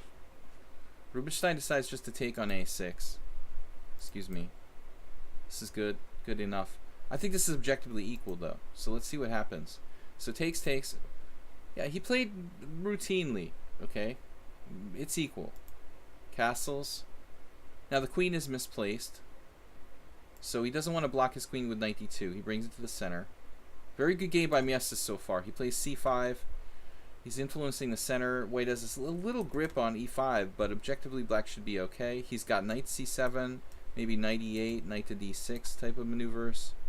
So the knight can get back in the game. Or knight c7, knight b5, knight d6 to get back into the game. That's his biggest priority right here. For black, I would think, to get that a6 knight back in the game. Possibly he can play like b5, just start a minority attack. C takes d4. Wait. What did I say before? Okay. Do not release the tension too early. Okay. That's the same move I told chess coach. Don't exchange pawns when you don't have to. Alright, so here we see the same, same idea. In this case, I think that Miestas had a justification. He really wanted to get his knight in the game. He figures he's going to take with a knight, and he goes knight c5. But I don't know. Maybe he should just go minority attack here. Go like b5. b5 is interesting. Preparatory moves like rook b8, rook fc8. We could try to play for b5, but prepare it a little bit more. Okay, Schlechter match against Lasker. Yeah, I'm sorry. Very good. Thanks for correcting me, Sleman. I wasn't sure for a second there.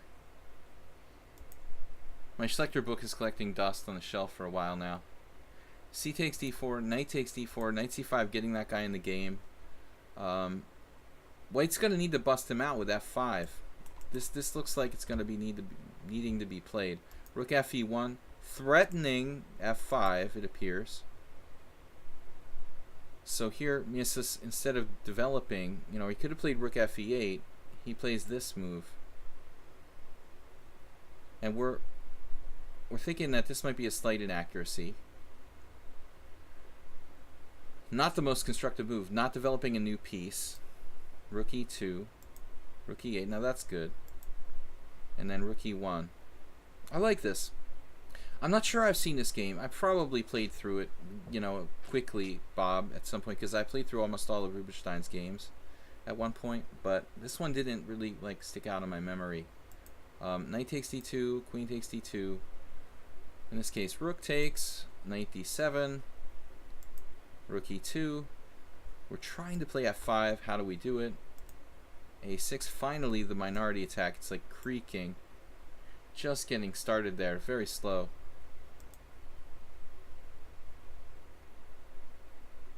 This almost feels like a cheap shot, like he's trying to play knight f5 or something. I think, again, he's playing for f5, though. Trying to get tactics and get an f5. b5, good move. a3. Now, there was no a5 here because of knight takes b5. Again, the minority attack's a little bit slow. Miestas here, I don't know what he should do. Is white really threatening anything? Is f5 possible or not? King f8 is a strange move. Defending against this illusory threat of knight f5. Then knight f3. That's also a strange move. The knight looks very well placed on d4. So the problem is objectively that black is okay. It's probably slightly better for white, but a draw. He's looking at queen knight g5, queen h4, trying to get something going. And now this is really extreme. Extremely fishy looking move, rook e5. Rubinstein getting a little desperate to get something going here. And then a5, that's consistent with the plan, but apparently fails tactically. He could have played knight e4, queen h4, I assume. And then you've got rook h5. There's just nothing for white, apparently. But it's scary looking, so Messis didn't want to mess around. He played, literally mess around, get it? Messis. He allows f5. That's the thematic move that you're not supposed to let happen. And now white's better. Knight e4, here, here. And then rook d1. Kind of surprising move, rook d1. Strong according to the engine, though. Okay. Very technical game to go over here. White's better, but it's probably still not so easy. Yeah, I know it was bad. Let's not draw attention to my pun. And now structurally, it's looking like a Nimzovich game. He's making little inroads. He's also not allowed Messis any sort of fun tactically. Kept him under control. The guy was a strong player. He wasn't like a punching bag. Messis was a legit master. Some of the other players you see from these tournaments, sometimes in this period, there'll be some weak guys, but Messis was actually really one of the stronger intermediate, like middle cross table guys. He was capable of doing quite well. Rook e8, a lot of like moving back and forth, really. So, and then finally at the end of the day, what do we got here? An endgame with almost no advantage, just the tiniest edge, driving his king back. Rook takes e8, queen takes e8. Man. Rubinstein is really renowned for his rook endgame play. But I think he was just legitimately good at all endgames. You know, we can't really just that rook endgames are the most common endgames.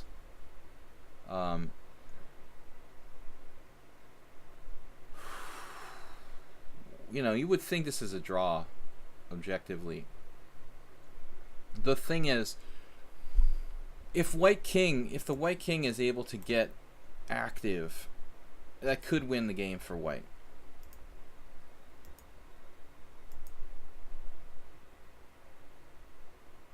Okay, what happened here?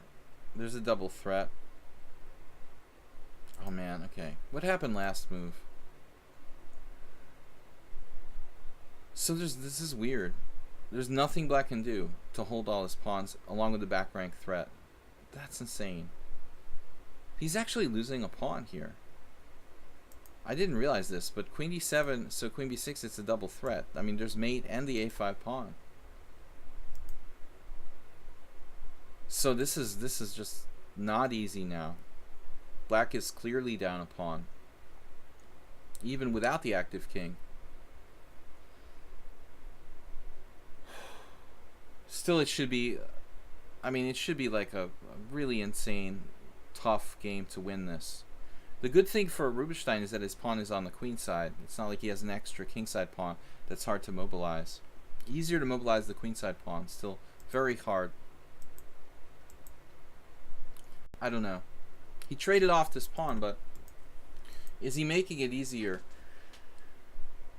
for black to create a passer? I don't know. There really was no choice. Back rank mate, queen c3, check.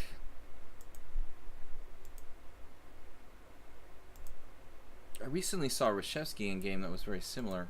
We can't take the pawn because of mate. So this shows the power of centralization, which is very important in queen endgames. Okay, it's a very long technical ending. We only have like 20 minutes left, so I don't want to spend time, like excessive time on this. This is a technical ending. I don't know if it's a winner or a draw. I mean, maybe it's like a draw with perfect play. It takes a lot of good skill. The big question is, can you mobilize your king to an effective, you know, active position? It's difficult to do that without getting perpetual. Yeah, I'm thinking of a more recent game.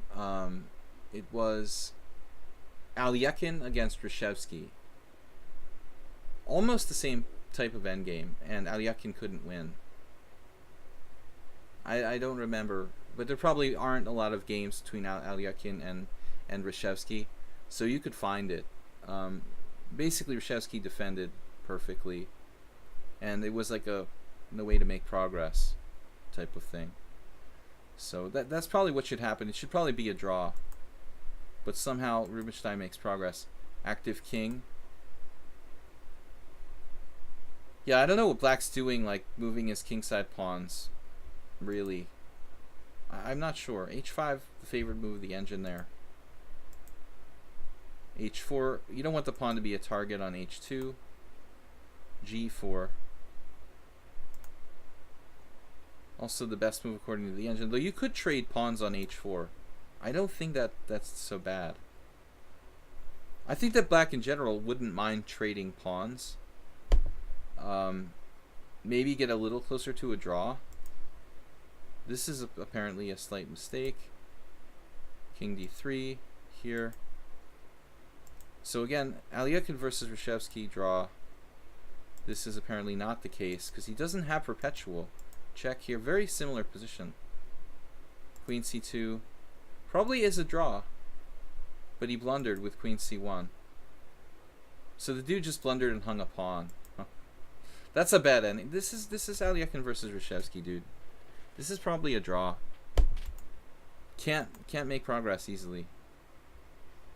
All right, good choice, Bob. Though interesting game. Reshevsky would have held. Yes, it's not quite Reshevsky. Yeah, well, that would have been like 30 years later. Miasis got tired or something.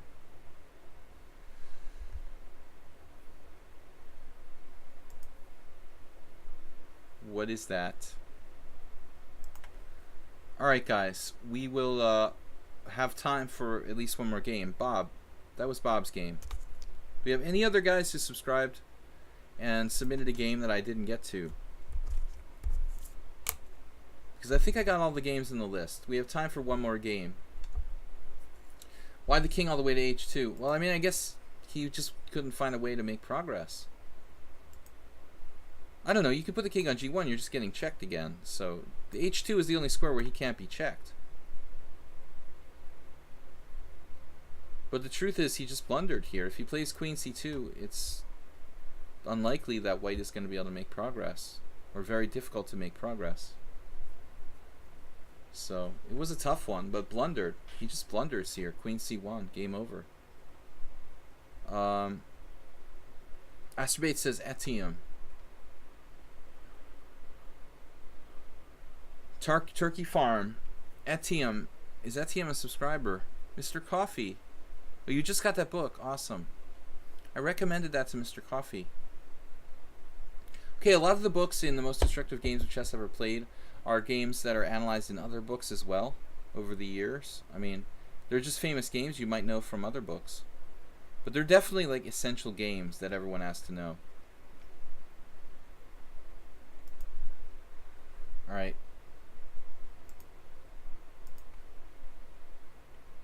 So, what do we got here? Last call for game analysis. Check it out. Akiba Rubinstein, 8 cent pawn lost. No inaccuracies, no mistakes, no blunders. Does anybody else have a game? We've got just 14 minutes left. So we have enough time to analyze one last game before I close down the stream for today.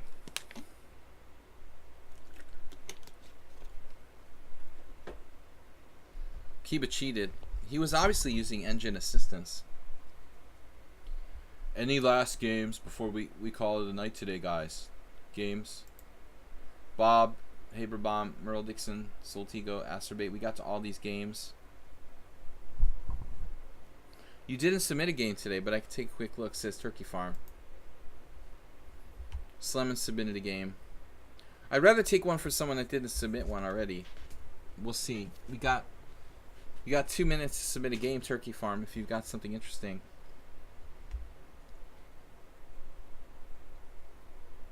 Someone can challenge Blitz. Nah, too tired now. After all that analysis. No, I'd rather just do one more game analysis. Bob says, let's see a Blitz game. No. Let's do a game analysis. It's the end of the stream. I'll play horribly. I've been analyzing game after game. I'm not in the frame of mind to play Blitz now. Alright, so we'll wait for Turkey Farm for a minute if he come up with something.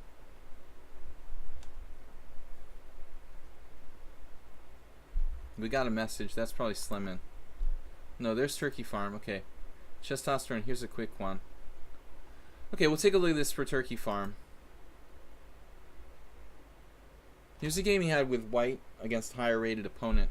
This was played in Rapid Chess 16 hours ago. Okay. Yeah, I'd like to see the longer games. Just for fun, Yobatis, he submitted a bullet game that Panda analyzed. Hey, hope you guys like my analysis. H5 on move 1. But that was bullet. I fully support playing H5 or H4 on move 1 in bullet chess. Even in like 2 minute. D4, knight f6. Chess testosterone is White. Knight f3, g6, g3. Bishop g7. Yeah, like technically you should probably play c4 here. If you intend to play c4 at all. Technically.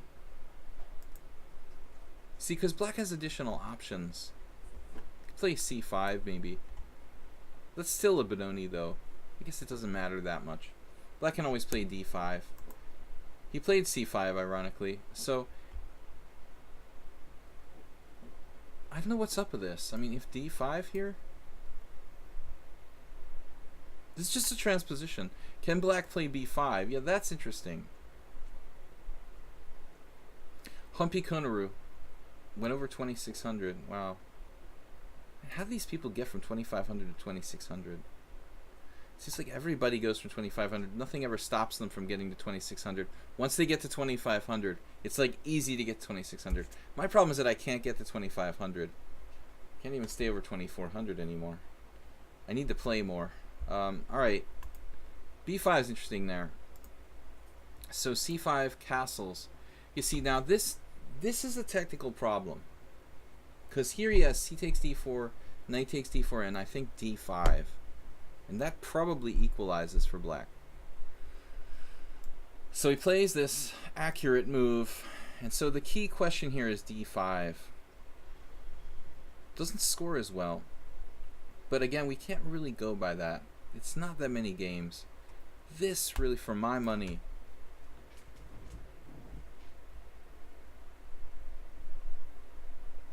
that's the key question. Is d5 good or not? Move 11 with 500. You guys can get football giveaway emotes if you donate any amount of bits now. Cheer any amount to get football emotes. Move 11, thank you so much. Bit leader for the week. Move 11, 1009 bits. Thank you so much. So I think that d5 is really the key question. White needs to play c4. And then you have a choice. You can castle or you can take on c4. That's, to my mind, the critical continuation. And the fly in the ointment here, testosterone. When black doesn't play d5, though, he doesn't take advantage of move order. So c4. We're back into mainline English. And this is still a move. Ironically, look at the stats. This is starting to be significant. 800 games with knight c6, d5. d5. Now, like, you gotta take. And this looks like some symmetry. I hate these kind of positions. So knight c3. Famous Kira's game here.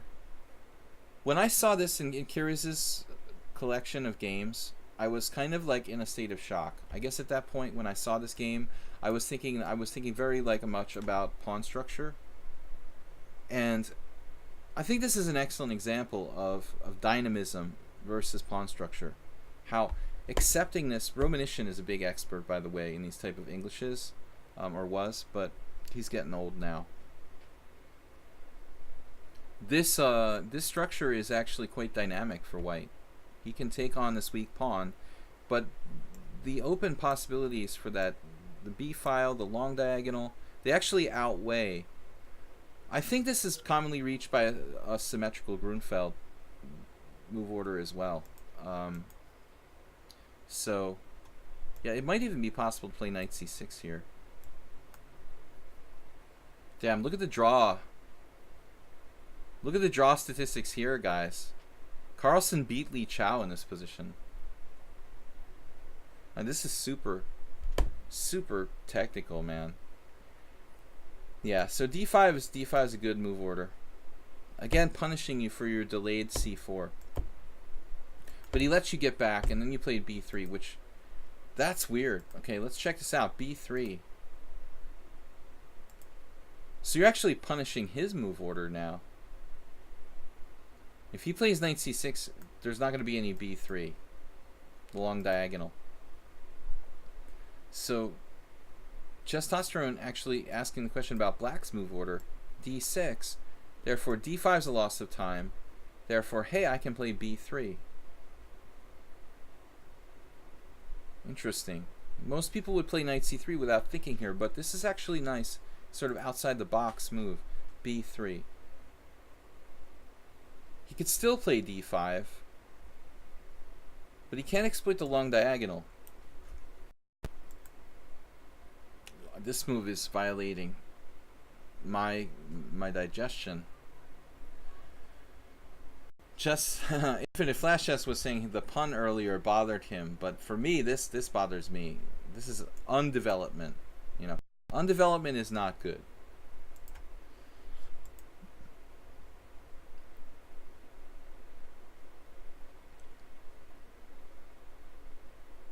Now you play Queen d2, which may be a good move, but I really wanted to try to find some sort of tactique. I wanted to play knight c3, of course. This fails, unfortunately, to queen takes d4. I wanted to play this, you know, and allow bishop takes d4, but it just doesn't work. Black can sack the queen here.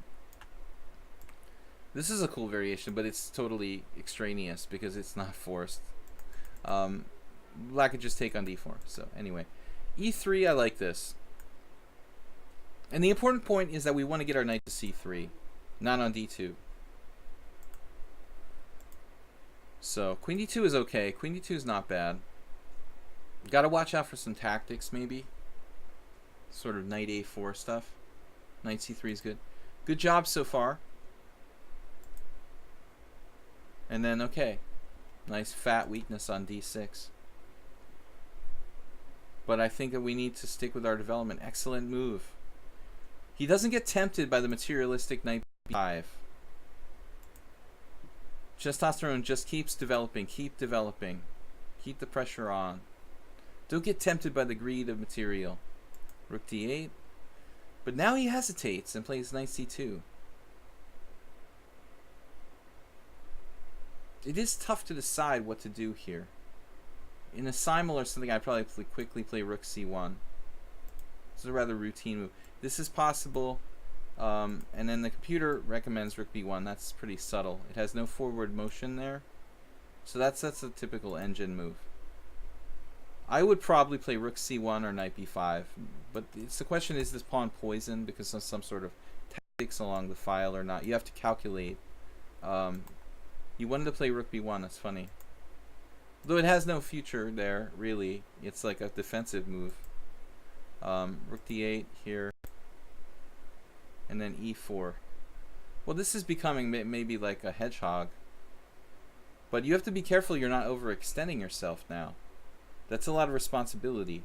I can play knight e5 and threaten to come in here. Now you're going to have to like pull your knight from c2 back to e1. You didn't do that. You played a different way. Okay. I was looking at this, but this is like inconvenient, of course. So queen e2, much better move. Well played. Black's trying to develop. King h1, a good general move. Anybody can see you're trying to play f4, but it doesn't matter, you know. If the plan is strong, the plan is strong. It doesn't matter if you're telegraphing your plan. It's unpreventable and it's strong. So here that's good. f5 weakening the king side. f4. Knight back. That's passive. Now he has hanging pawns in the center. White is better. Difficult to say what you should do here. Takes on f5 would be my default move. He has to take this way. You just have the classic kind of hanging pawns. White is better. But luckily, the way you played it gave him a chance to go wrong.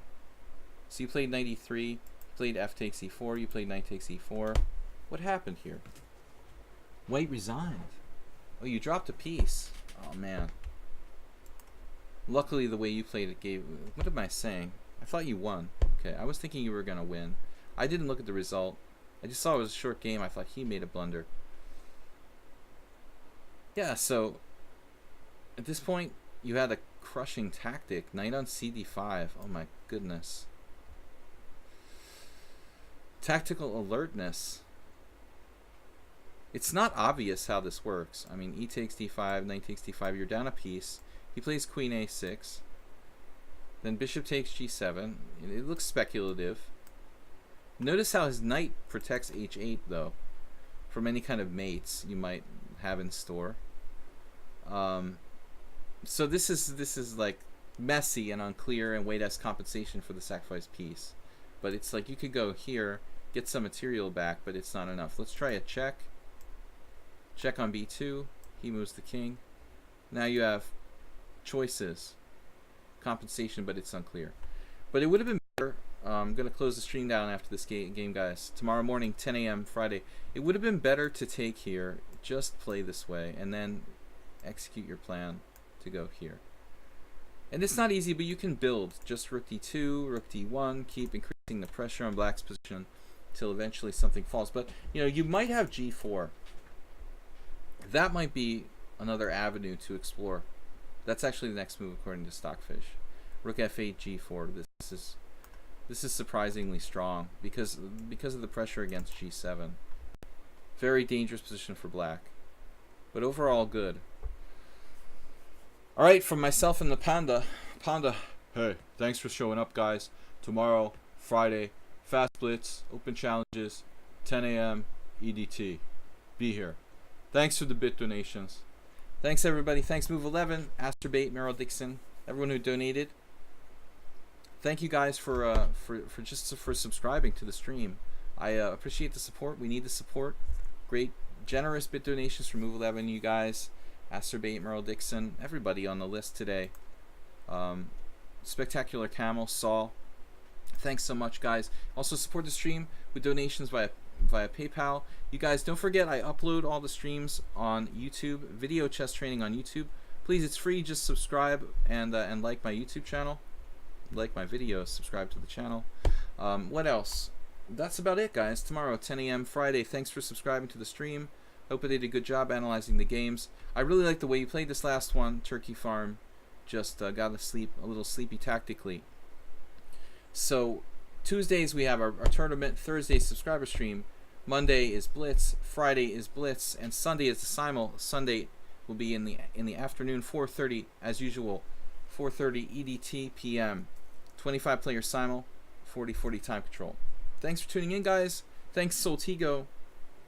Also, guys, check out our Discord channel. We have a Discord channel, pub/G game that's gonna be I'm gonna be playing against the team. It's like Vote Chess. So check that out in the Discord channel. There's also a Discord tournament. If you join our Discord channel, you might be able to play in the Discord weekly tournament.